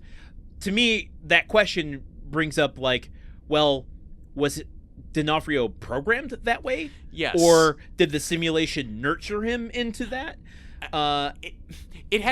Look, the one question I was trying to answer is, like, when I'm seeing that the D'Onofrio inside the simulation is crazy, I'm like, oh, does this mean that the D'Onofrio outside is crazy and programmed it that way? But no, outside D'Onofrio seems chill. But then also, as we talked earlier, like, you are programming your character, and then you're entering into your character as an avatar and living a different life than your character is living to begin with. So it's like, where are the where are the parameters, where's everything? I don't fully understand the intentionality of it. This movie broaches a lot of really big, heady topics, and the movie's not really interested in answering or grappling with any of these big, heady, fascinating topics. It is interested in being a kind of film noir murder mystery with a plot twist in it. Yeah. And I think I'm just sort of delighted by the fact that the movie has set this very realistic, achievable goal, and I think it functions well as a little murder mystery with some film noir trappings to it. And so, and again, it's like, only when I look back at it, it's like, oh yeah, they left so much meat on the bone with what's going on. And then it came out a month after The Matrix, which is so deep on the implications and ramifications of a simulation and what that means, and it's also a kick-ass action movie. Yeah, exactly. It doesn't sacrifice one for the other, and I feel like this... I'm not mad at this movie in any shape or form, but, like, this movie doesn't really go in either direction very far. Like, you know, it's not... dare I say, Truman, dare I say... You dare. ...that Wicker Park is a slightly more immersive... kind of, I wouldn't say mystery necessarily, but thriller. No. Like, you're more in Josh Hartnett's character. You hate this comparison. No, I don't. I'm you sorry. Hate it. I'm sorry. No. Wicker Park is really, really boring, and I liked watching this movie. I'm sorry. I had a fun time talking to you about Wicker Park. I think that was a really good episode we did. That Wicker Park is a boring movie that sucks. This movie is an entertaining movie that is reasonably good, reasonably decent. This movie, I would watch this movie on a plane. Folks, if you got a flight to go on, this is a good plane movie. It's on Tubi. And no one else on the plane is real, as Landen has taught us. So you don't have to worry about what you're watching or being judged. You mentioned Tubi. I just got a side note real quick. Mm-hmm. I live in Madison, Wisconsin, where it is not illegal to show gambling apps. Oh God, nice. And advertise for them. That is literally all I get on Tubi when I watch movies is just a myriad of gambling apps and like slot machine apps, like anything where you are putting money into it and it's promising you money back is what they're advertising to me through Tubi in Wisconsin. Maybe it's because we were watching a movie about a simulation and I knew the premise of the book and why the simulation existed in the book. I'm like, if there were going to be a simulation created in this reality that we live in, this is 100% what it would be used for. It would be some sort of casino. It would just be like, yes, you know the casinos that we already have. Well, it's a virtual casino. You've already got it on your phone. Now have it beamed right into your brain. Yes, exactly. There's this one particular app, and I'm not going to name check it because I do not want to give it any exposure whatsoever. But you can, I don't even fully understand the concept of it and how it works, but it's advertised as like you can trade on anything. And it's like you can trade whether or not the Wright brothers will fly. And I'm like, well, they did. How do you bet on whether or not they flew? How do you bet on a thing that happened? Did. Yeah. But I'm like, if we created a simulation, that's what it would be used for. We create scenarios in which we know the players, we know the Wright brothers, we know the circumstances that led to them flying the plane, but the simulation would be randomized so that we could actually bet on whether or not they would fly in this particular instance. Yes. I think it really creates this very jarring contrast between, at the very end of the movie, he comes out of the 90s simulation and is in 2024, and he looks at a newspaper, because print media, of course, is thriving in 2024, copy of the Los Angeles Times, and it's like, the headline is like, lowest murder rate in Los Angeles County history, LA County Jail to close, like, it's presenting this, like, utopian future in the 2020s, when in fact in the 2020s, well, I mean, crime rates are actually fairly historically low, but otherwise it's just all of technology, all of like business now is just dedicated to how can we put gambling in everything. How can we commodify everything and turn it into bets? Like, if he actually, like, he walks out the door and he sees this, like, beautiful futuristic cityscape in a mostly flooded world, kind of like Reminiscence, and everything looks nice, but in the real world he would walk out there and it's just casino billboard ads. Yes. Pachanga, yes. Morongo, apps. We are living in the Biff alternate universe. Yeah, no doubt. Been there for a long time. Been there, done that. Can we talk real quick about the handful of shots we get of the 2024 Utopia? Yeah, okay. We should at some point describe what happens between, like, the beginning of the second act and the end of the movie. But yes, let's talk a little bit, since we're there, let's talk about the Utopia presented at the end of the movie. You said it's a mostly flooded world. I initially thought that, but then I thought, well, you see the shore, because you see a little lifeguard hut on the shore. I'm like, well, we don't see behind them, behind their building. Maybe urban sprawl has just extended so far that we're building skyscrapers literally in the Atlantic Ocean. Why not just build? Or I guess it's the Pacific. Yeah, I mean, the urban sprawl is really bad. If LA has sprawled fully across the country to the Atlantic Ocean, that's some Judge Dredd shit right there. Okay, you know, you're right. I think I'm looking at this through the eyes of someone who lives in the San Fernando Valley and almost never goes to the West Side. I sometimes forget that LA is actually touching the ocean. So yeah, I guess it's not that the world is flooded. It's just that Gretchen Mol's character lives on the beach. She just has a really nice house. Yeah. Or maybe they live in a Lex Luthor future where he sent most of California, floating off into the Pacific, and he created a new shoreline, and she just got in the ground floor. Yeah, I mean, maybe so. I mean, wait, so you're suggesting, so she's not on the California that got split off. She's on the new shoreline of California. She was living in Eagle Rock, and that now became, that's the new West Side. That's the new shoreline, yeah. You know what? Lex Luthor, go ahead and do it. Then driving to the West Side takes so long. It's much faster to get, bring the ocean to me. Bring the ocean to me. Okay, this is a deep cut for anyone who lives in Los Angeles. Would it be faster to get to the West Side, currently having to do all of the highway transfers or, the train lines and bus lines, or just get on a ferry and take the way the crow flies directly to the West Side? I mean, yeah, boy, that's the real. I mean, there's some kind of tricky mountains in the middle. You might have to Fitzcarraldo your ferry up over the Santa Monica Mountains. These are LA geography deep cuts. But another thing I really appreciated about this movie is it is kind of full of LA deep cuts. Like, the movie takes real pleasure in the 1930s of being like, he's driving through just this kind of empty expanse, and the camera pans up to a street sign saying Wilshire Boulevard, which is a heavily built, it's like kind of the main street of LA, but in the 30s there was nothing there. Like, the movie feels sort of like a love letter to LA in that regard, which I think affected my warm feelings for it.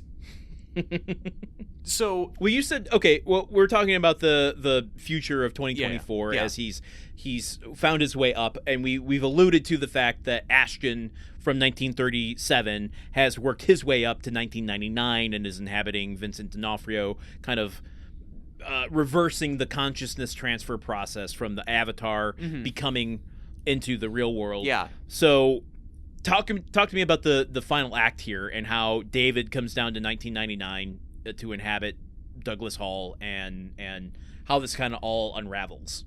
So Douglas has gone into the 30s. He's found out, D'Onofrio opened this letter that was intended for me. He knows that he's in a simulation. Oh shit. 30s D'Onofrio nearly kills him, and then he gets pulled out of the simulation by 90s D'Onofrio. And let's pause there and actually talk about, like, when D'Onofrio is talking about going to the edge of the world. We see him driving, but then we stop in his flashback before we see the end of the world. Then after he tells that to Douglas Hall does that. Once he's been pulled out of the simulation, before D'Onofrio can kill him, he gets pulled out. He gets pulled out. He goes and does the same thing. He drives and drives and drives, goes through the barricade, and then stops essentially at the end of the world, seeing all the green wireframes that prove that he also is living in a simulation. Yeah. Talk to me about that, because it's maybe the only iconography in this movie. It's on. Well, it sucks that it's on the poster, so you kind of know that it's coming, and that it's like in the trailer, so you know that it's coming. Yeah. Yeah. I mean, I had at that point, I didn't. I'd figured out that twist was coming about like 5 minutes before it happened, so which is not me saying I'm so smart. It's more me saying like, well done, movie. You kept me guessing with other stuff happening. Yeah, I mean, that moment is I think that kind of like, that then flips the whole movie on its head, and suddenly it becomes less about figuring out the murder mystery than it is about figuring out, wait, what the fuck is my life now that I'm Right. in this simulation. But I guess I was a little lost as to like, why would Douglas Hall, once he's back in what he believes is reality, why would he question the fact that 1999 is a simulation and go do this thing that Vincent D'Onofrio did in 1937 in the simulation? It is a little confusing because he goes looking for Gretchen Mol and he is not able to find her, and then he somehow he's able to find her address, or the address for what her character's name is, and drives there, and it's just some shitty rental or apartment in San Pedro, and he finds her working at a supermarket, and he talks to her, and she has no memory of him. She has a southern accent and just doesn't seem to know him at all, and so that seems to have rattled him, and I think that clues him into she seems just as oblivious to me and doesn't remember me as people in the simulation are. And then I think that's what makes him think, wait, this person is behaving the way people in the 30s do. I'm gonna try doing the thing that shows the limits of the simulation. Okay, so that sort of dissonance between when he sees Ashton, Vincent D'Onofrio, in 1937 and not being recognized, he's seeing in his reality, and then going, oh, this is weird. Yeah. All of a sudden, and pairing that with D'Onofrio saying he drove to the end of the world. Yeah. That idea's already been implanted in his head, and that's why he goes to do it. Okay. Yeah. Because it's very breakneck, this section, where it's just you're going a little too. I'm not on the same page as you, movie, but I'm kind of having to go along with your speed here. I think also maybe another reason that I just low-key like the movie is it's it doesn't feel the need to take me by the hand, even to the point of maybe even to its detriment that it's not but being left behind by a movie is a thing that I feel like movies are so scared to do now, that it was sort of fun to have that happen. I think it would help me, not to pile on Craig Bierko again, but it would help me with a different actor in the lead role who can work things out in his eyes. Yeah. Whereas Craig Bierko seems to just have this 1,000-yard stare that I'm sure I look like when we talk to each other and I'm thinking about things, where he's whenever he's working something out in his head, it's just yeah, why is that, do you think? And I'm never engaged with him trying to figure out the investigation in his head. Yeah, yes, agreed. I was specifically confused during this segment when he's gone to the supermarket to visit Gretchen Mol, because he's there and he's talking to her at the checkout counter, and she's so confused by him, and then he's trying to pay, but he seems confused by his credit card or doesn't know how to use it, so she has to run it for him, and I'm wait, oh, is this the 30s version of him has come through, and that's why he doesn't know how to use the credit card? Oh, dang. Oh, what? He's just a massive Silicon Valley executive who doesn't do his own grocery shopping. He answers his own answering machine, which is 3 miles away in his gigantic house, but he doesn't do his own shopping. Because there's another moment where in the first scene with Detective Dennis Haysbert offers him a cigarette, and he goes, "No, I don't smoke." And then in a later scene where he's being interrogated by Haysbert, he asks for a cigarette and he lights up, and I'm like, movie. This must be the 30s him is coming through because the 30s him smokes. No, I guess it's just meant to be that he's like stressed out by the situation. Yeah. But like, are you sure it wasn't that 2024 version was in him at that point? I don't know that either. Like, it's tough.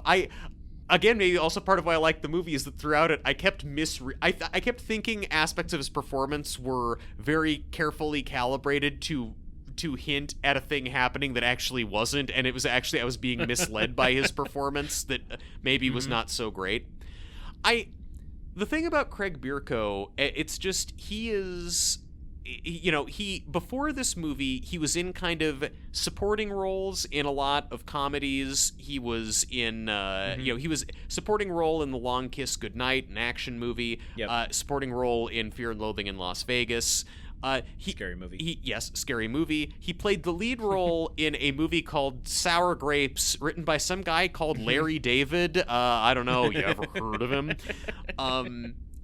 But so he was like a supporting player. This was kind of like his first lead role, and it seemed like this was kind of set up to be like, this is going to launch him as a leading man.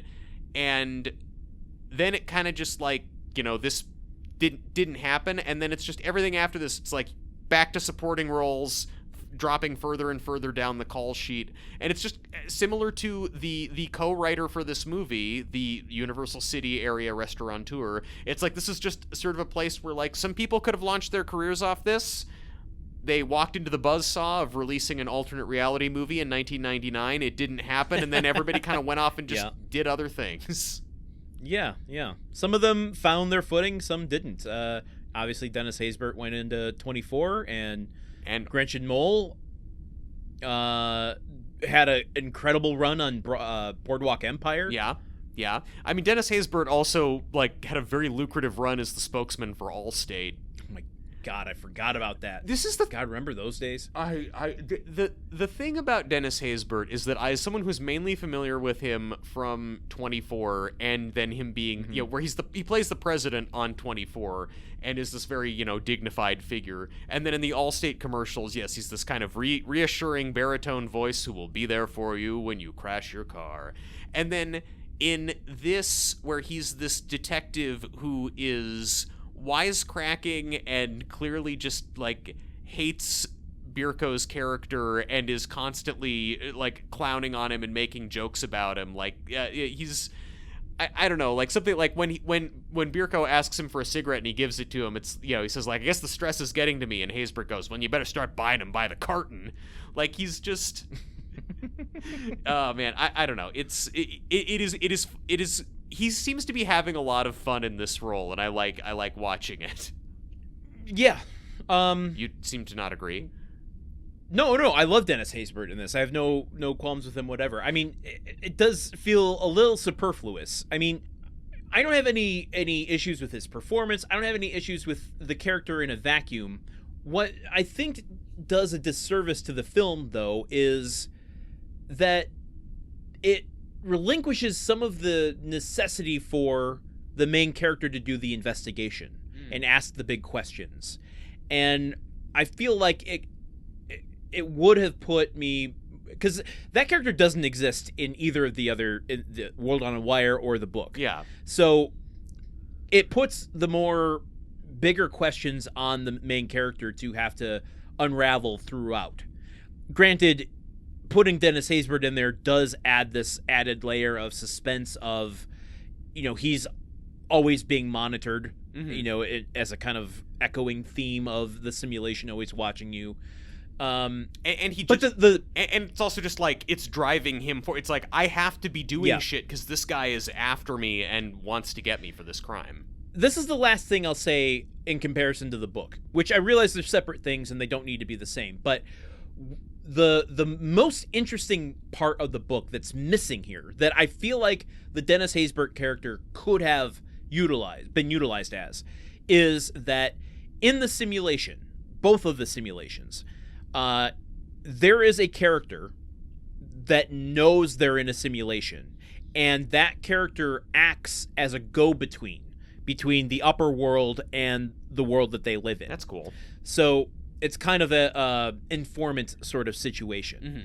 And I feel like that's missing a little bit here, where, Douglas Hall, when he goes into the simulation, can connect with someone who knows they're in a simulation and integrate them a little bit. And likewise, that becomes a reveal in their world. He's like, once you realize, oh, if there's that character in the simulation we created, then there could be that character in my reality. Who is that?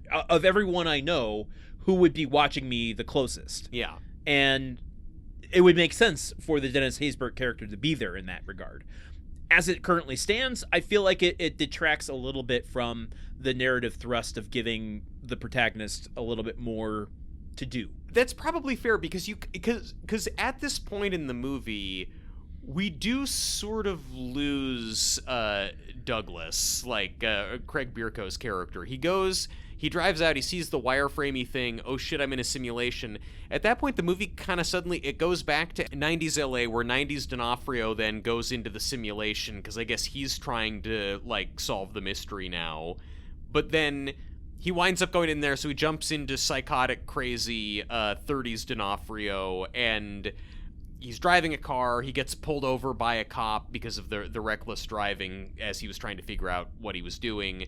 And then the cop finds that 30s D'Onofrio has got 30s Craig Bierko tied up in the back of his car. And in the ensuing chaos, D'Onofrio kind of stumbles into traffic, gets hit by a truck. And throughout watching this, I was like, is this going to be one of those fucking when you die in the game, you die in real life things? The exact opposite. Yeah. When you die in the simulation, then the simulation version of your consciousness goes into your quote-unquote real-world consciousness. So when your avatar goes up a level. Yes, so D'Onofrio gets hit. So 90s D'Onofrio, see if you can follow me here, folks, because I'm sure you're all paying very close attention to the mechanics of the plot. People tell me their favorite part of the podcast is when we try to explain the exact plot of the movie. 90s D'Onofrio has gone into the 30s and jumped into the body of crazy 30s D'Onofrio. Then he gets hit by a car. So then that means that crazy 30s D'Onofrio winds up waking up in the 90s in the body of 90s D'Onofrio. And now 90s D'Onofrio is crazy. You're correct in regards to that, but that's not a hard and fast rule, because when Douglas Hall is in John Ferguson, his avatar's body, and he gets killed, Douglas Hall just returns back to his body in the 90s. But is he killed, though? He doesn't die fully. Because Ferguson... Oh, he just get hit unconscious? John Ferguson, the 30s version of Douglas Hall, he's tied up, still alive in the trunk of 30s D'Onofrio's car. You literally just said even you don't pay close attention to me trying to recap the plots of the movies. This is such a... I've driven to the edge of our podcast and I've seen the wireframe and I've gone insane. So... I'm an NPC, Truman. My brain can't engage with the level of detail that you are trying to make me compute. I used to be a podcaster like you until I took an arrow in the knee. So D'Onofrio, so now crazy 30s simulation D'Onofrio has now gone up a level, and he wakes up in the 90s and is stumbling around in this empty office building, shocked by all the technology he's seeing. I see why I was confused. It is a hard and fast rule then, because then when Douglas Hall is killed as David is inhabiting him, then Douglas Hall goes up to 2024. Yes. Okay. So that, I think we just need to take a minute and acknowledge that I was right and not crazy for thinking I didn't know what was going on. Yeah, no, let's all acknowledge now that Landen is not crazy. Everyone, pause your podcast to take a minute and reflect on how sane Landen is. I feel the love. Thank you so much. That's great. Well, is that love real or is it simulated? So does it matter? So meanwhile, then Douglas it comes back from finding out that the world is fake. He gets back together with Gretchen Mol, who has now been inhabited by the 2024 version of herself. She explains everything to him, that yes, the 90s is a simulation. It's the first simulation to have created a smaller simulation inside the simulation. She came into it to pose as his boss's daughter to try and inherit the company and shut the simulation down. But then she fell in love with him because of his kindness and his integrity. Because he's essentially the man that David used to be before the simulation corrupted him. Gretchen Mol's husband in 2024 is also Craig Bierko. You get me? And then it's like that's like, so he's the 90s version of her 2024 husband, but now her 2024 husband has been driven insane by interacting with the simulation, so now he's evil. So it's like her husband has been jumping into him and doing the murders that he doesn't remember that he's being implicated in. What's hard to follow about that? The movie starts to fall apart at the end. Even I, who's someone who liked it, I'm like, what the fuck are you talking about? So first, it's like, I fell in love with you because of your kindness and your integrity. And I'm like, I've not seen much personality out of this guy. I don't know what you're hanging this on. Right. Agreed. And then at some point when they're together, her husband in 2024, David, then jacks in, and then so now Douglas becomes David and is evil and is this real scenery chewing, not very well evil performance, chasing her around the 13th floor of the building with a gun, and kills Vincent D'Onofrio at some point in all of this. And then, like, what winds up happening is, before all this has happened, Gretchen Mol has called Dennis Haysbert, the detective, on the phone. And then when evil David has her and is about to kill her, then Dennis Haysbert shows up and shoots him and kills him. And then there's this conversation between them where it's clear that she has explained to Dennis Haysbert everything that's going on, that he lives in a simulation, and that this guy, that Douglas, is sometimes an evil guy from the future jumping into his body, and Dennis Haysbert just says something to her like, "Oh, you gonna unplug us now?" And she's like, "No." And he's like, "Well, then you go back to your reality and leave us alone." So Landon, say you're a police detective and you're investigating a murder. Okay. I'm a police detective and I'm investigating a murder. No, I'm restarting the simulation. You're investigating a murder. One of the principal like suspects, persons of interest in this case, calls you and is like, "Hey, detective, listen. All of reality is a simulation, and the guy who you think is a suspect, like someone you're investigating tells you, no, the entire world is a lie, it's a simulation, and you just take them at face value?" Or did she tell him to go to the edge of the world? Would they point out, as evidence of this, that me, a mere Los Angeles police detective, has at my disposal a SWAT team to not arrest someone, but just bring them in for questioning in the middle of the night while they're sleeping? Yeah. Maybe at that point I'd be like, you're right, that is weird. Yeah, the LAPD never uses an aggressive amount of force.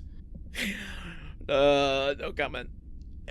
So she gets the detective to shoot evil David, and then good Douglas wakes up in 2024 in evil David's body, and then he and Gretchen Mol can be together at last. And also Hannon Fuller is there because he's actually Jane's Gretchen Mol's father. This is I'm more confused by this movie now than when I started with it. I still liked it, but it makes way more sense when you're watching it than when you're listening to two idiots talk about it.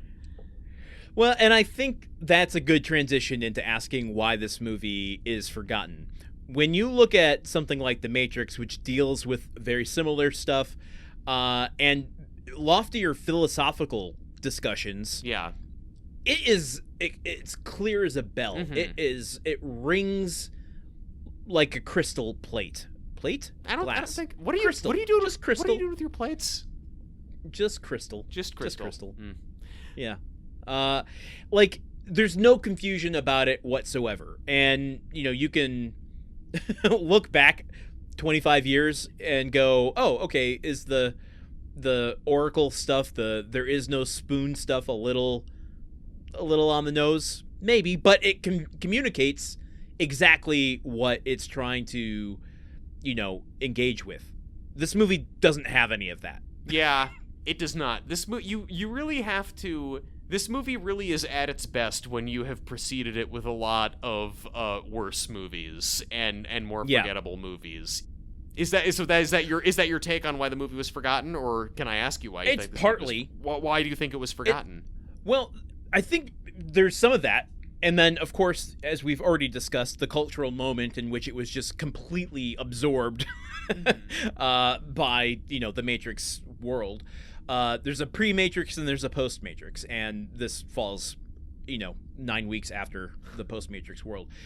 There are two other things that this is the first time in my movie going, like my movie studying, and since doing the podcast, that I'm like, oh, I feel like I'm kind of evolving my thought process, because I recognize two things that I don't think I would have ever put my finger on before had we never had conversations like this. Yeah. One, I alluded to this earlier, outside of the green lasers, this movie has no iconography in it. There's no, like, you think of the Matrix and there's a million things that are like bullet time or the sunglasses, the aesthetics, the anything that just makes it clearly and immediately identifiable. Yeah. This movie has none of that. It has the green wireframe. It has, and that's not really iconography. It has the green look. The thing that I remember from trailers and stuff, which turns out wasn't even really in the movie, is like a 30s looking car driving up to the edge of a green wireframe, which is like that. The poster is that, and yeah. So but that's more of an aesthetic than it is iconography. That's just an image that I associated with the movie that has forever formed in my head. Okay, it's a sci-fi technology thing that also has a 30s element to it. Like that. But it's so ill-defined. Yeah. Like what I'm talking about is like the movie Wanted, the iconography of, curving a bullet. Like that's a thing that sticks out, whether a movie is good or bad. The memorable ones will have something that has something like that in it. That's like, oh yeah, I remember Wanted, that bullet curving movie. Or you don't remember the name of the movie, and you're just like, what's the one where Angelina Jolie kind of does that side swipe thing with her gun? Like, you can point to something in it that is memorable. This movie has nothing outside of just that general kind of cyberpunk aesthetic. Yeah, and not even that cyberpunky, aside from like a little bit of green lasers, but yeah. The other thing is, and another thing that I think The Matrix got so right is this movie has no mythic structure to it at all. Like, The Matrix is known and has been dissected for being, a Christ allegory, whatever a trans mythology allegory you want to apply to it. Yeah. Yes, exactly. But it's like the chosen one. It is specifically about a character moving from one state of consciousness to another, a journey of that character. It's playing in a mythological playground, which all basic memorable story structure plays with. Yeah, this one doesn't really. Like, he's not chosen for any particular reason. He just is kind of part of the world. It's not. He doesn't transform in any kind of way. It's not even really clear if, like, the reason that Hannon, his boss, was killed was, like, did he figure out that he was in a simulation? Yeah. Like, what? Like, it's not even clear why all this was set in motion. Yeah, exactly. And so I think, like, those are very hard things to pinpoint as to why something's forgotten. But when you don't have those, you don't engage with something as deeply. And if you don't engage with something deeply, you're not going to remember it. So I think that combined with the fact that Matrix just completely ate its lunch. Yeah. is why this movie is The forgotten. Matrix didn't just eat its lunch. The Matrix ate its breakfast and its dinner. It It ate its protein slop. Yeah, exactly. Yeah. The goop that comes out of the Nebuchadnezzar. The Matrix dug through its freezer and pulled out like the TV dinner that's been in there since the late 80s and nuked that and ate that too. There's nothing. It left no crumbs. Correct. Yes. Yeah, my reason for why it's forgotten is the same as yours. Matrix. I mean, the movie, I think this would be, if in a Matrixless world,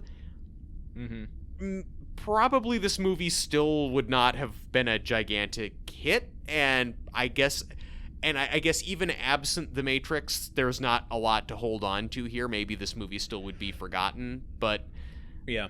I don't know. I'd like to think that maybe in a Matrixless, like the Matrix does the plot twist of this movie in like the first 30 minutes, and this movie makes you wait like an hour for it. So like, if the Matrix never happened, maybe that plot twist alone would be enough to get this movie remembered, and everyone would talk about a 13th Floor situation instead of, taking the red pill. I don't think so. Yeah?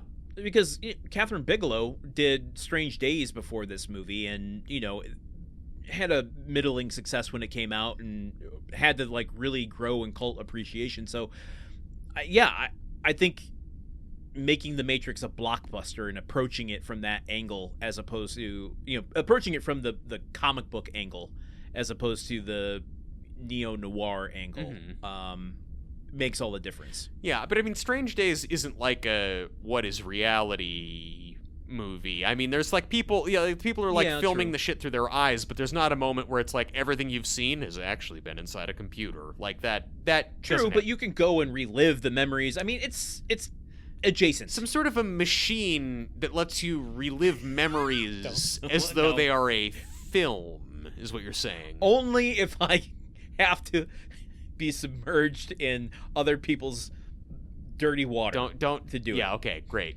We're hitting all the best. Yeah. Well, so I mean, yeah. So I guess that's why the movie was forgotten, right? Those reasons. Yeah. Are we okay? So here we are in the movie memory machine, floating out here in 1999. Are we going to send the 13th Floor back to modern memory in 2026, or are we going to leave it floating out here in the flotsam and jetsam of the Matrix? I will say, despite having documented and appreciated more of the movie's flaws in the course of talking about it, still kind of think we should remember this movie. I think there's a lot of there's a lot of fun stuff going on here, and I think that the movie, there's a lot to be learned about pacing from the way this movie just kind of like goes at a good clip. It doesn't really drag. It doesn't give you time to start wondering why it's not grappling with any of the huge issues it's decided to use as window dressing for a fairly boilerplate murder mystery noir. And I don't know. I like the performances in it. I think I like 1/3 of Craig Bierko's performance in this, and yeah. So I think there's some really great Vincent D'Onofrio stuff in this. I mean, there's a great Vincent D'Onofrio stuff. In he's done a lot of other great stuff too. It's not like we're hard up for great D'Onofrio content, but true. He's going into the cell from this. Oh, man. What do you think? I was going to say, before I rewatched it, I was excited because I'm like, oh, the machine is giving me something that I can say that's sent back to modern memory. As I was watching it, I'm like, oh, this is a lot more work than I thought it would be, and I don't know that it needs to be sent to modern memory. That said, our conversations kind of brought me back to, like, it's not a strong send it back to modern memory, but I think there's enough caveats to it that I'm like, okay, there are enough use case scenarios that this is worth putting on if you are, in an XYZ mood. Mm-hmm. If there's a lady who's come over, perhaps, and you're in that kind of mood. Oh boy. If you're in the mood to not get any action, put on the 13th Floor. Oh my God. There you have it. Well, so we're both sending it back to modern memory. Hey, good for us. Good for the 13th Floor. This is gonna turn things around for Craig Bierko. And you know what? And I think that co-screenwriter Ravel Centeno Rodriguez, I think this is going to revitalize his restaurant career, and he can open up his restaurant mini bar all over again. He's going to be back on tapas. I mean, listen, if there's one thing LA needs, it is another overpriced tapas-style restaurant. Come to Wisconsin. We don't have any tapas restaurants. Okay, that's great. All right, well, for Truman Caps, I have been Landen Solano. This has been the 13th Floor. And for Landen Solano, I've been Truman Caps. This has been the 13th Floor. I guess we're ending episodes this way now. Until next week, see you, folks. Movie Memory Machine is part of the Gruntwork Podcast Network. Join our Patreon at patreon.com/gruntworkpod to keep the machine running. Theme song by Porky's Groove Machine. Rate us on Apple Podcasts or wherever you listen. For more information on today's show, visit moviememorymachine.com.